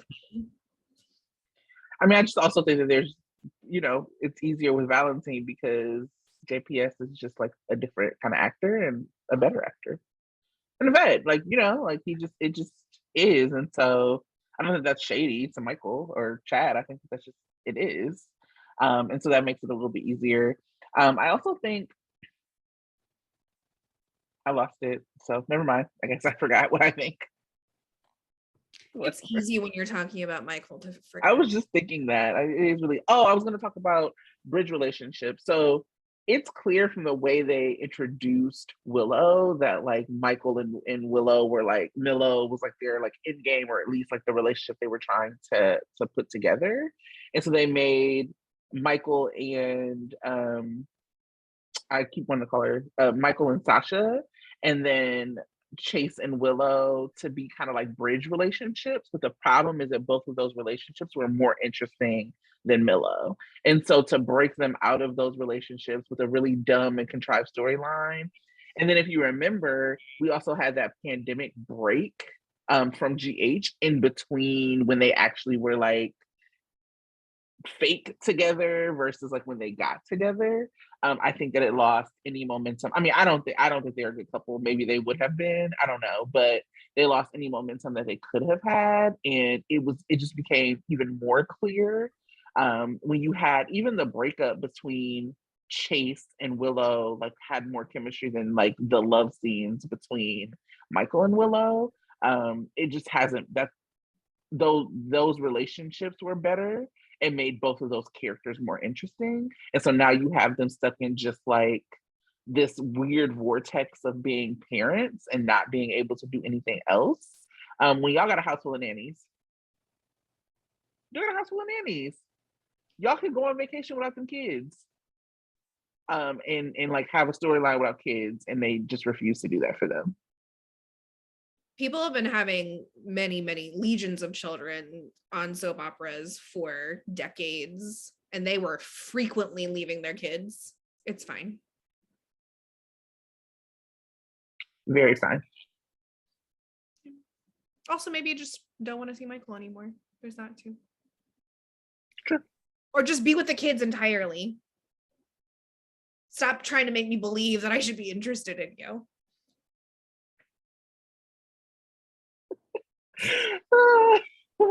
Does anyone, I mean, on that note, does anyone have anything else want to say about Michael before we do some hot takes? This is going to be super unpopular opinion, but I was actually interested in Michael with someone else, not Willow. They did briefly, I think, when, I don't remember exactly it was, but briefly they had scenes with him and Maxie, and I was super interested in that. I think that would be an interesting, because they were both single at the time or something was going on. But I was like interested in that. And then it just kind of didn't happen. But I don't know, because I'm just like, they were like planning like it could be a relationship. I don't know. I don't know if it was a screen test, a chem test or anything, but they just had scenes together. And I liked it. And, I don't know. I don't necessarily see Maxie with Austin or with Ryan Lavery. I think Michael is more her peer, but I don't know. This is just something that I thought was interesting to see together. But again, probably everyone's like, ew, for Maxie, but I don't know. You're like, to be clear. I know. Like, let's not do that to Kristen Storms. I don't know. I don't just, okay. But that's it. I'm just putting it out there. It's not, I'm not going to ship it, obviously, but I could see. Like, obviously, I'm not going to ship this, but couldn't be me. Just throwing me a bone. I understand. I feel you. But like, I could see why that would be more interesting for Michael. Yeah. Like, he needs someone who is a little extra, who's a little scheming, who's a little coloring outside the lines, like that's part of what made him and Sasha more interesting and made him more interesting with her. He didn't make her more interesting, obviously. No, yeah. But he was made more interesting because it reminded you that Michael understands that there's gray. There's such a thing as a moral gray area. And that made me like him more because I was like, oh, that's right. Like, Michael knows that people are complicated and that he's still going to fuck with Sasha, even though he knows that she did this wild ass shit. Because who is he to judge? Look at his family. Right. And for Max, it's just that she needs someone that's not going to die. Least likely to die. Or turn into a super villain. Or turn into one. Yeah. Right. Actually, both Michael needed that. Michael had a lot of folks that died on him too. So yeah, that's the other thing is like, you can watch out. Those Kristen Storm fans are going to be like, we don't want Maxie to die. With Michael's that's not going to happen. I am Kristen Storm fans who would say that. Right. It's me. Yeah. That's hilarious. Maxie stay with a dead man. Like, every one of her men, it's just like knocking them down. It's like a dead cop, one after the other after the other. Why did I do my girl Maxie like this? Only Spinelli's left standing. Yeah, that's why I don't want her with Chase. I had originally like, what about her and Chase? I was like, nope, because she loves a dead cop. I can't do it. I'd be really upset. Too traumatic for her, I would think, for her to be with another cop. It's just not gonna happen. Right. No. Well, that's all I got for Michael. Wanted to just talk about that. I am looking forward. I'm hoping that we're gonna see a little bit of spice against Sonny, especially when he finds out about what he did with Brad, and lying to his mama. Jason's not there to like provide any like levity for them, so I'm hoping that which is also what happened the last time, that there was no Jason to be like the bridge. Anyway, other like behind the scenes hot takes. I have one that I want to talk about, but anything y'all want to talk about? I have some. Oh well, I guess I have a couple. Tell us. I just want to say shout out to FBI Silva. His New York accent is hella hot, and I love it. I just want to see him. I loved it. I loved him. I would like to see him in more scenes, but there's no real reason to have him on. But hi, I Silva. I like him too. Yeah, I actually was like, I kept being like, where do I know him from? So he sounds like somebody familiar, but his face seems very, very familiar to me. Like Same. I can't place him, but like he was like he played like a minor character on something else that I've watched. So whoever plays Agent Silva, please let us know what your name is so we can correctly shout you out. And Tanya's single. FYI. yes, I am very Fast, boosted, ready to mingle. right. I'm Googling him now. Tuesday, even though it really didn't last long, I loved actually seeing Nina and Pete. They both had like a deer in headlights look when, you know, Brittany was about to confront her, and Nina and Pete with, you know, Sunny walking in. Pete looked like a deer in headlights. He was like, oh shit, you know, this is not about to happen. I love that. So thank you for providing me with that on Tuesday. Wednesday, I almost felt sorry for Gladys again. And then she started talking. I mean, talking about Liam's name, like really? So, but she, you know, I did like that scene that she had with Carly. It was hilarious because Carly was trying, like she was trying to like her, like everybody. I think Carly was like us in the audience, like really trying to like her and trying to reason with her, but just like couldn't believe everything that was coming out of her mouth. It was just funny. So I thought that was actually good. Thursday. Now I love Liesel and Scotty together. But that scene with the chocolate and Scotty was like, I'm a fan of your nougat. I was just like half ew and half funny. I was like, that was Brit in that room. I was just like, Brit. I was like, what the hell?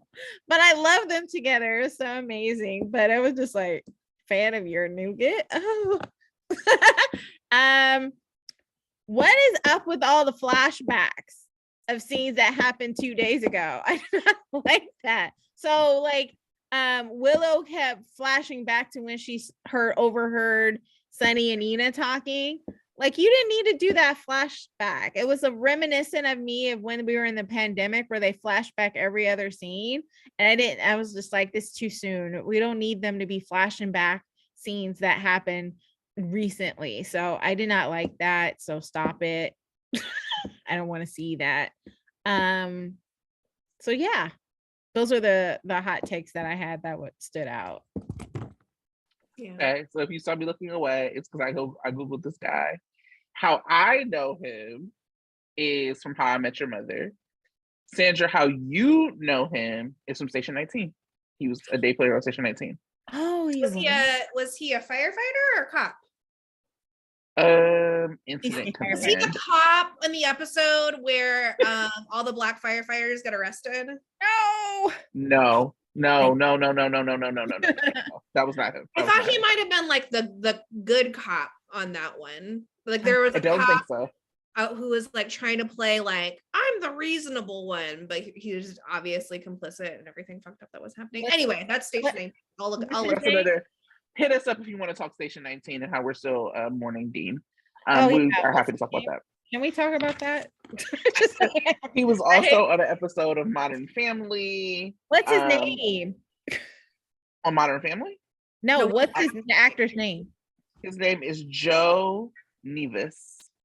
Joe Nieves. From his Twitter, it looks like he is a very political lefty. Yeah, he was also on Blue Blood, so clearly not that left. NCIS. That accent of his must be real because he's apparently been on a lot of cop shows. was also on The Mentalist. He was on an episode of Grey's Anatomy. Anyway, so that's what I do when I find out people. I'm like, I Google them. Hi, Joe. Tonya, I will send you his if you want to slide in them DMs. You know what? Like, when all else fails, I should just assume that I saw someone on a Shondaland show. Because Sure. who hasn't been? Sure. Right. ABC, I mean, Shondaland and ABC are just like that. Yes. But hi, if you're watching. We'll add him. Look at the sparkling smile. Sparkling. We are the new Bumble. Okay. Hot takes. Oh, I just forgot to mention that part of my the women of Port Charles that were playing chaperones to their scene partners this week was actually Anna and Peter. Like that scene, actually Wes Ramsey, that was probably the best scene maybe I've ever seen him in. Like his portrayal was actually like, I don't want to say it was good. No, we don't want to say that. But it was passable. It wasn't offensive to me relative to his other performances. Now, up against Finola Hughes, it was offensive because she was actually phenomenal. She was so good. My eyes were glued on her the entire time, similar to how I felt about Mora. And it was just like another example where I was like, this actually should have been the best scene of the week, and it couldn't be because he was in it and not dead. He was in it and he wasn't dead or dying yet. Double homicide. I wish. And by that I mean just twice over. Nina whispering in the plants. I just have to say again, why? Why would you do that to Cynthia? What did Cynthia ever do to you? Like justice for Cynthia. Like who wrote that script? Who okayed that direction? Why? Unless Cynthia was like, you know what? This week I want to be a meme. I want to be a meme, so I'm making this choice. Then, respect. If that's what you were trying to accomplish, you did it. But otherwise, what the fuck? If someone makes a meme with that plant, I will retweet it. Whoever's out there in social media meme land. I'll DM you some.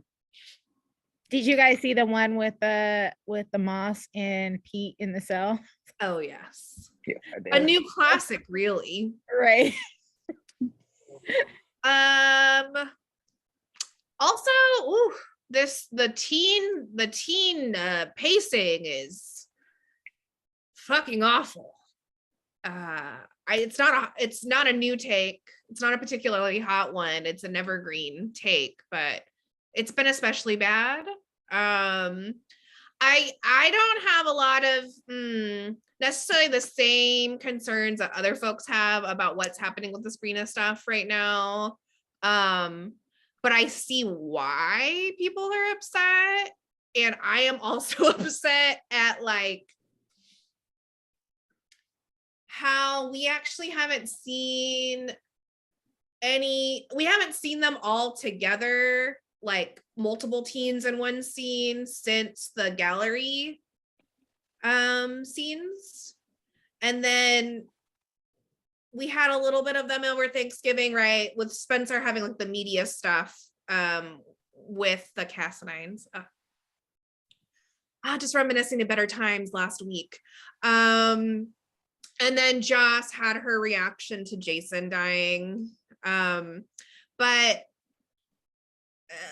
just for this to be where we pick back up on them was not great. And to also not have, for that to be the only time we see them this week. And we're also really not going to see much of them next week. So it's like a good 6 weeks before their storyline is going to pick back up again. And that's too long. It's too long, even in GH time. So I'm hoping that was a combination of scheduling and like trying to rearrange things with the vaccination storylines needing to change, but no more. 2022, we can't be doing this anymore, GH. It's too much. It's too much to ask for people to wait between storyline points, especially when the storyline points are Trina being sad. I have something to say about that, obviously. Please. I'm gonna run down these takes very quickly. Laura, exclamation point. So good to see you. Loving the sibling vibes. Uncle Victor. Nicholas is such an idiot. It's like just what I wrote. Stupid. Damn, Willow had to leave. I think that was about her leaving when Michael was talking to Drew. Like, why did Willow have to keep leaving? Because she's not a part of the family. Right. Said something about the baby, them calling Chase daddy and chasing that no. Ava was like, I'm sorry, have you ever heard of the Jeromes? Let me remind you who the fuck I am. And I loved that for her. All this Brit grief, I don't care. Y'all are rooting for Carly to be gaslit like this? Question mark. Carly Brit friendship, unnecessary. Don't want to see it. Purest thing I've ever known. Sorry, but I can't regret. About Sunny and a relationship you made up with a fake person?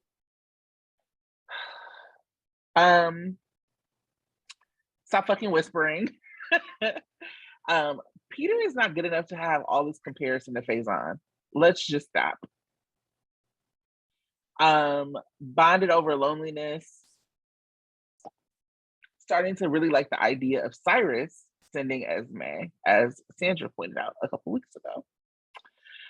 Esme grew up in boarding school, party. And I was wondering if there was going to be like a party Esme versus party Trina, because we never brought that back. Like Trina was like brought on to be like a party girl. And then she's morphed into the Trina Robinson who we love now. But when Spencer talked about Esme, he's like, she was a party girl. And I think that part of what Spencer does is he like looks at Trina in these eyes of like, look how great she is. I don't deserve her. Look how perfect she is. And he puts her on this pedestal, which I mean, obviously Trina, queen, and she's actually a real person. And I don't know if Spencer sees her as a real person. So interested to see if this dumbass trip that they're taking will show him seeing her as a real person.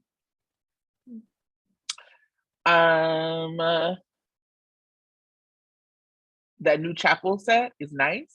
That's that Steve Burton money. Thanks, Steve. Eden, or ease up on that love talk.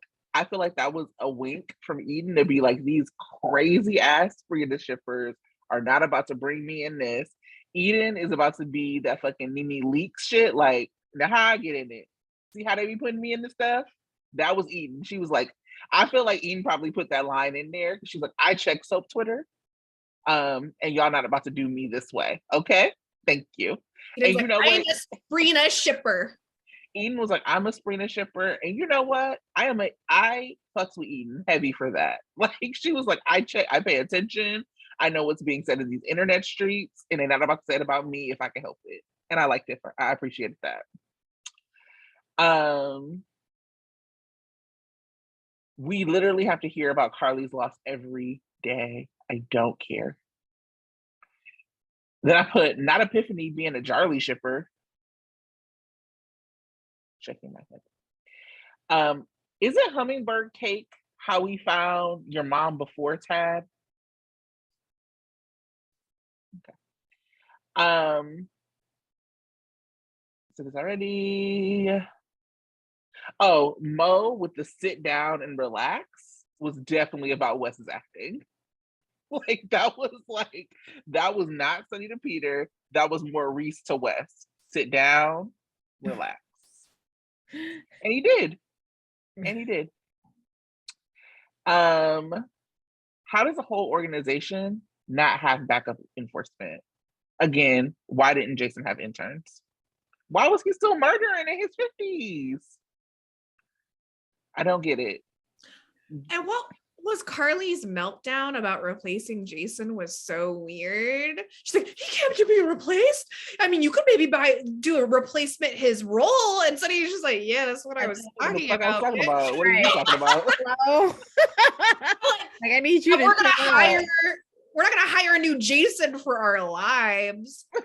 Or are we? Or are we? Please don't do it to Drew. Oh, okay. And before I get into Sabrina, because that's my longest take, and I want to actually talk about this with y'all. I just want to say this, and this is to Soap Twitter. Y'all can ease up on Sam and Kelly, okay? Here's what we're not gonna do. We collectively can get on this podcast and get all over the internet and talk about how Elizabeth has been done wrong, 100%, because she has been. What we not about to do is this fucking like slander of Kelly Monaco to do it. It's unnecessary. Kelly Monaco ain't did nothing to y'all, and Sam ain't did nothing to y'all. I've seen shit that's been really personal about like the actress. I've seen all of that, all in the name of your fave not getting screen time. Chill it out. It's not cute. It's not fun. It's not funny. And like you're hating on Kelly ain't gonna put Elizabeth on screen. Period. It's just not. I've also been seeing, and this is like less important, but I just be seeing takes. I'm like, what do y'all be talking about? I saw somebody being like, well, Kelly and Billy Miller didn't have chemistry anyway. What was y'all watching? What were you watching? You know good and damn well Kelly and Billy Miller had a chemistry. Period. It just is what it is. On screen and off. On screen and off. I'm sorry, there's a reason we called it Kelly. How about that? Okay, like let's get it over with. Let's not do this. Elizabeth and like a lot of these actresses, like GH has been blessed with actresses who will really carry relationships and screen. Like there was no way that like Elizabeth and Tyler Christopher's Nicholas should have worked for anything, and that shit was hot. I hated it, especially when Jonathan Jackson came back as Lucky. I hated it, and I was like, well, damn, this shit is kind of, you know what I mean? Like you can not like something and still like acknowledge that there's some chemistry there. And this Billy Miller slander with trying to like pretend like Kelly Monaco and Billy Miller didn't have it, I'm not having it. You know how I feel about that. I do not ship couples that don't have chemistry. Period. I have good taste. I only ship couples that actually have like mountains of chemistry. Yep. And like to your point about Niz, this was me watching Niz. Oh no, before Jonathan Jackson came back. Oh no, don't do it. This is bad. This is bad. This is bad, but it's good. So like I just have to say that like we can acknowledge you cannot have an actress be your thing. She cannot be your taste. It's okay for you to not like Kelly and for her style to not be your taste. I hear that. And like that's how I feel about Liz, right? She's not really to my taste, but I can acknowledge when she has chemistry with people. Yes. Easily. And acknowledge when she should be around. Yes. Like the unfortunate thing about GH is that if you're not like part of the trifecta, well, no longer trifecta, but if you're not part of the Jason, Sunny, Carly like ecosystem, then like your screen time is limited. So the last like really meaty story Liz had was when she was being wild with Jake Doe turned into Jason Morgan, turned into Drew Kane. Like that was the last time she really was like front and center with like a point of view and like all of that. Because even with Franco, I didn't really like see that for her. And that was because she was in the Jason orbit. And so the same thing with Sam. When Sam got out of the Jason orbit, that's the last time she had screen time too. And we can like say that and acknowledge that without like disparaging actors. Because I would never disparage Becky Hurst. Yeah. Why? Why? She shows up when she does her job. Period. So I just didn't like people. That. How about that? Unlike some other people. And the people who do show up and do their job, some of their jobs is not, they just don't do a good job. So Yeah, I didn't like that. And again, I think it like goes back to like the liaison versus J Sam, like whatever. And we gotta let that go, y'all. I stopped being a J Sam fan like in 2015, 2016, some shit like that. It just wasn't and then obviously brought back in with like the Billy Miller and Kelly Monaco thing. And I still can acknowledge like, yeah, of course Liz and Jason had chemistry, which is why they've been a couple that has endured, who haven't been together for a long time and haven't endured like the test of time as a ship.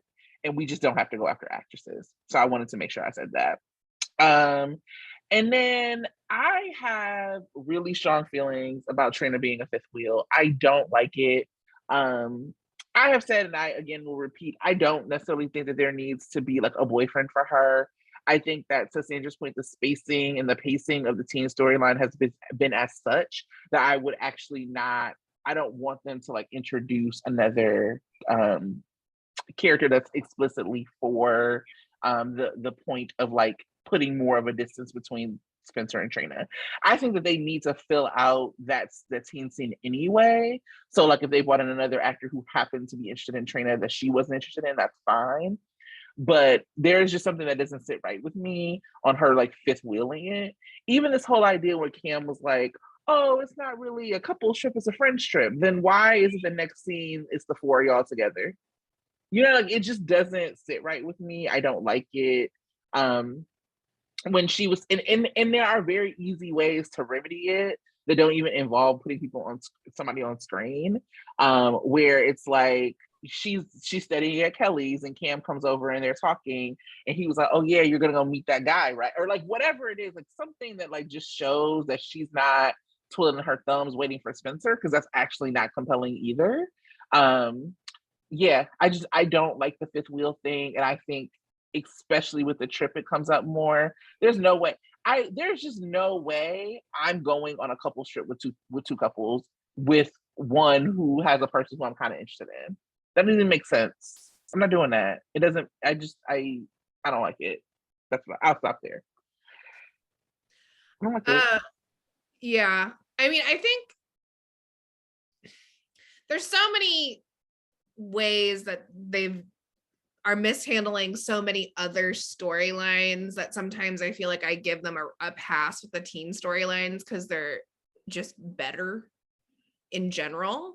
And so I think sometimes I'm like, I forget how much they've mishandled other storylines that I give them too much credit about what they're doing with the teens. So with the fifth wheel piece, I like from a trope perspective, right? Like Trina being the fifth wheel signals to me, this is actually going to be a turning point. The trip is supposed to be a turning point in her and Spencer's relationship. And she's actually going to be the one who comes out on top and as, you know, whatever. But why should I have faith that that's going to happen when they've bungled so many other things? And I think that's what's coming up for so many folks. And on top of that, Trina being the only person of color in the group, and her being the fifth wheel.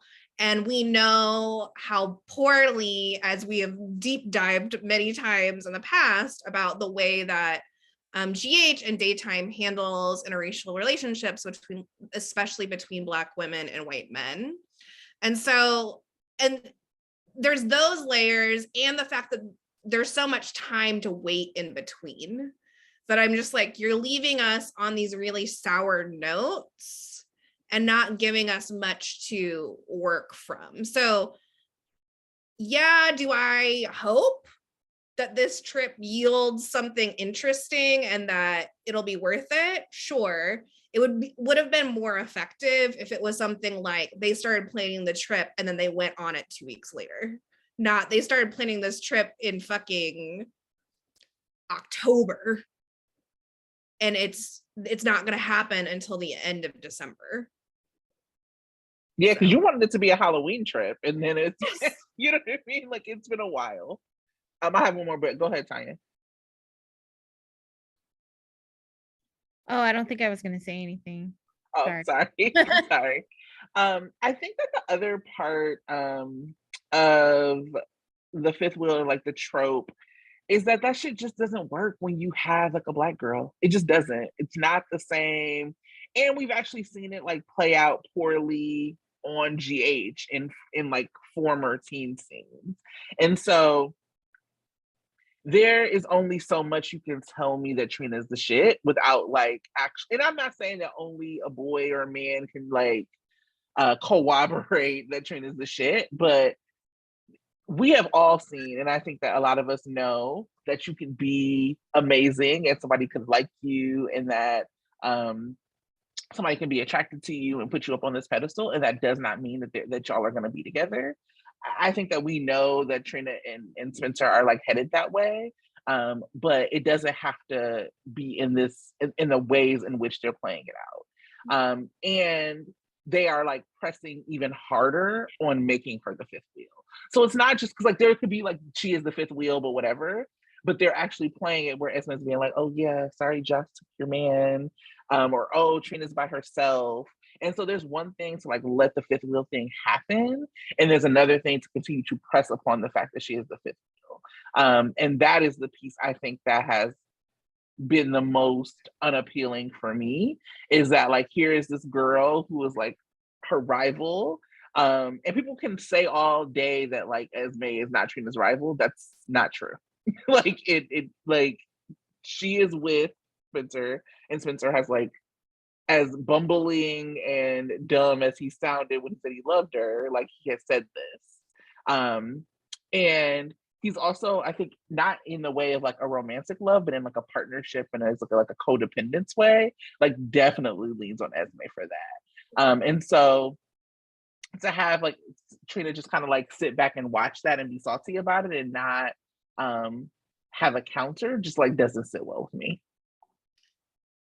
Yeah, and it feels like it's also something that can't be remedied like just within this storyline.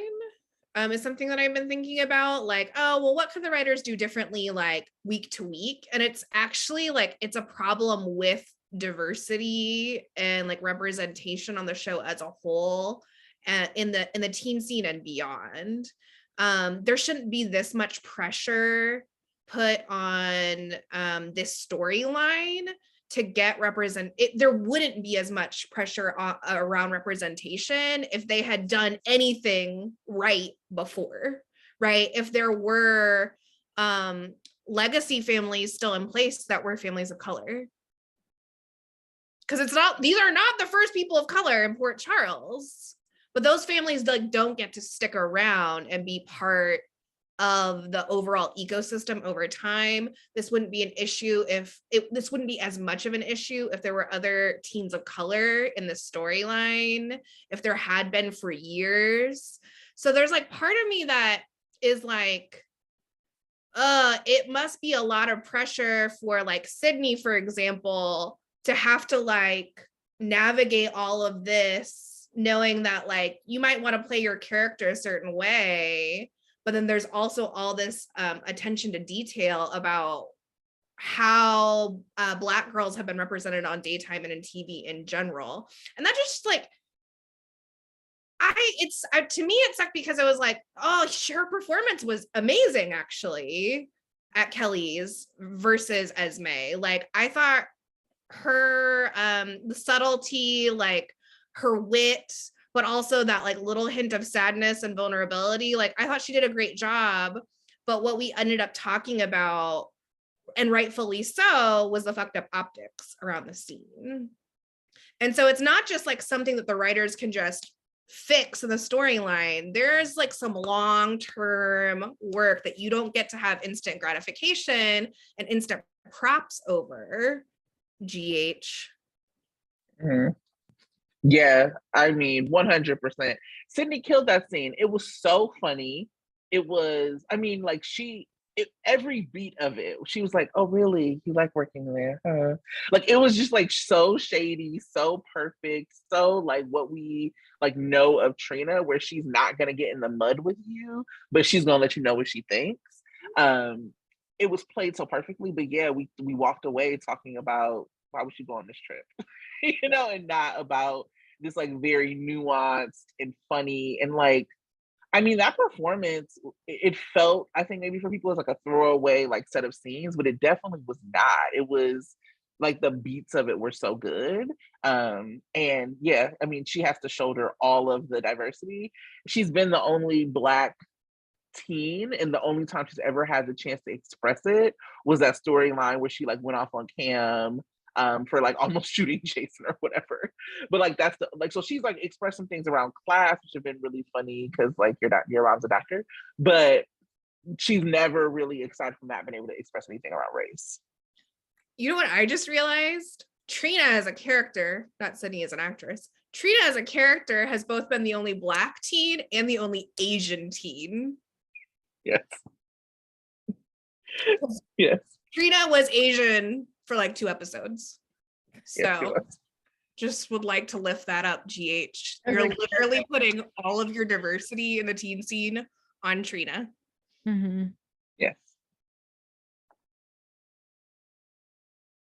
Complete. Thought complete.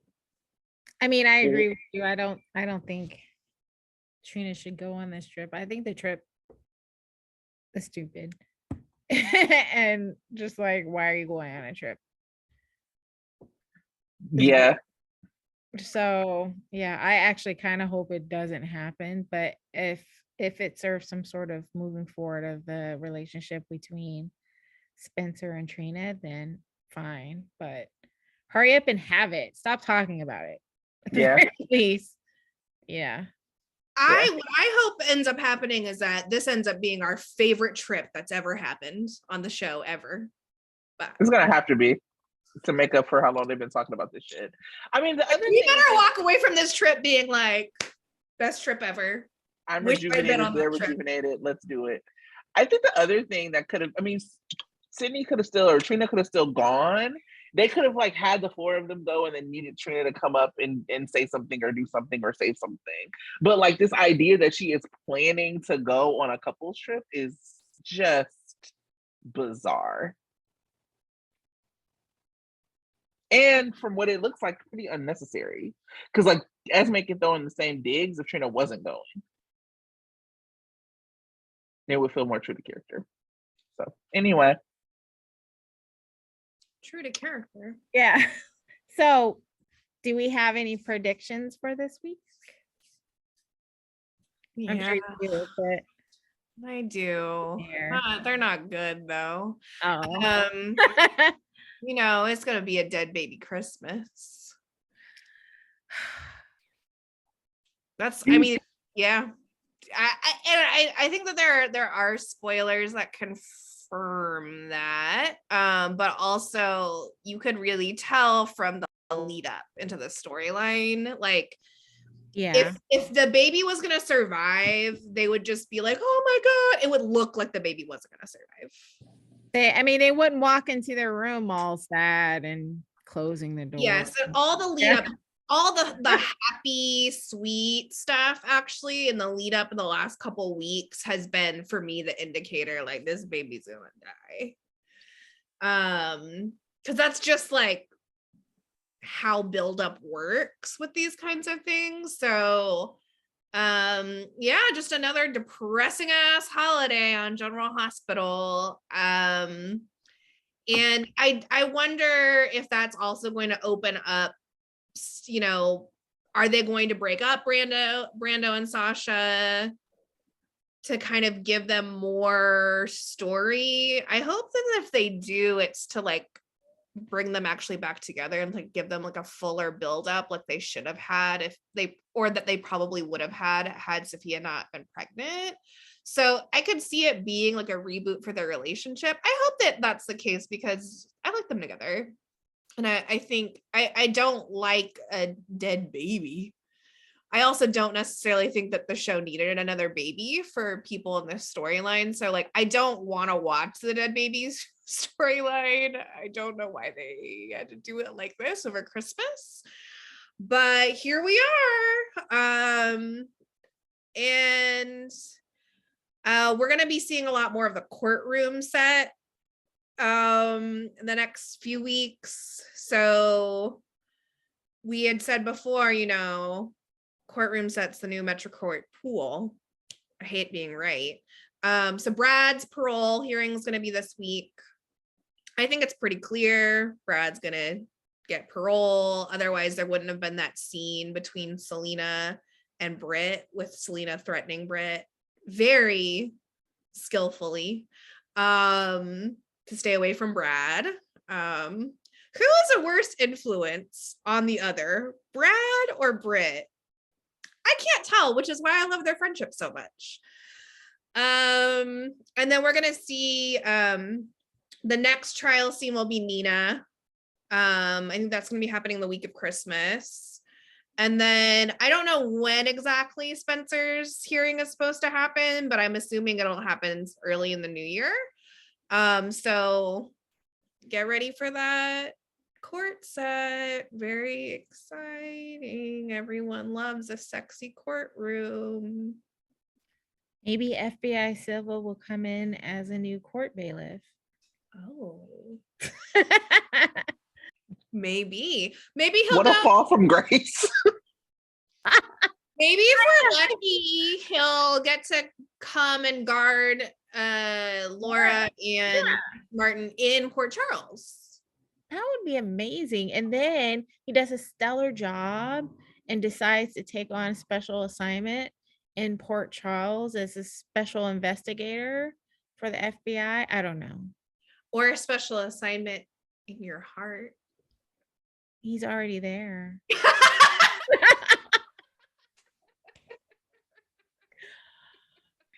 I'm gonna email his people and see if he wants to come on the podcast. I love it. I don't really have any other predictions for this week. This is we're gonna see Trina tomorrow. Yay. For those who've already watched the previews. There's no I don't think there's gonna be the teens this week, but week of Christmas I am looking forward to, which we'll talk more about next week. Yep, that's it. Now, what would be better if FBI Silva actually decided to go to law school in Port Charles? Yeah, leave the FBI. Sure. Go to law Always. school. And then Alexis can be his tutor. Right. But no, he doesn't, just the tutor, no relationship. Not sexy tutor. No, because Alexis is for Harmony. Alexis Rising. Who I want to, where is Harmony? Where's my girl Harmony? She needs to go and visit Wiley for Christmas. That would be interesting. And then stop by, the cafe and see Alexis. Yes. She could show up to Cassadine Christmas, which is going to be a thing. Sam will be thrilled. I really want to see that play out. Yes. Cassadine Christmas. Let's put that out. Definitely going to be a thing, but let's make that be part of the next 2 weeks because we'll need some comedy after the depressing baby. Oh, yes. I'm not looking for it. I might not be able to watch that. It's too much. And I agree. I do really like Sasha and Brando. I told you I really liked them last week. I don't want a dead baby for them. Maybe it'll be a Christmas miracle of some sort. I don't think so. It feels unlikely. It feels very dead. Like they're praying incessantly over the deathbed, and then on Christmas the baby wakes up, type thing. That baby's dead. That baby's gonna die. Well, maybe Helena. Baby's dead and Peter's alive, but maybe that can be like a balm for our hearts. Is maybe that this will be the week that Peter dies. Maybe Peter can give the baby a transplant. I don't know. I feel like there needs to be a brain transplant. I don't know. There needs to be a baby. There needs to be a Christmas miracle. Christmas shouldn't be sad. There needs to be a miracle that usually happens, like someone's on their deathbed and then there's praying and crying and bringing in baby Jesus, reading over the hospital, and then someone wakes up and everyone's happy. That's what needs to happen. Yikes. Yes, that should be what happens. I don't think it will though. No, I think the closest thing we're going to get to a Christmas miracle would be Peter. having gastrointestinal distress, honestly, because they're still not going to kill him. Speaking of Christmas, join us on Thursday as we tweet along to Josh Swickard's new movie, A California Christmas. City Lights? City Lights. I will say that I have really enjoyed a lot of Netflix Christmas movies lately. Queen Vanessa Hudgens, with her trilogy. Just third superb. one is the Is that the Princess Switch? Yes. Mm-hmm. I was toying with watching that, but maybe I should. Also, the movie with Brooke Shields. What was the name of that? I can't remember. But it's Brooke Shields and the guy from Princess Bride, and they're just like also in love in Scotland in a castle. It's like giving Harry Elway's Princess Bride. Mm-hmm. Oh, Giving us Outlander, giving us something else. Yes, I knew. I definitely caught some Outlander references, so they knew. Kelly Rowland has a series too. Merry Widow Christmas. Yes. I am in it. Like there's a third one where she has a baby. I'm really excited about that. I'm gonna get on it. And my computer is like, your battery's low. Quit talking about Christmas movies. So on that note, episode 14 down.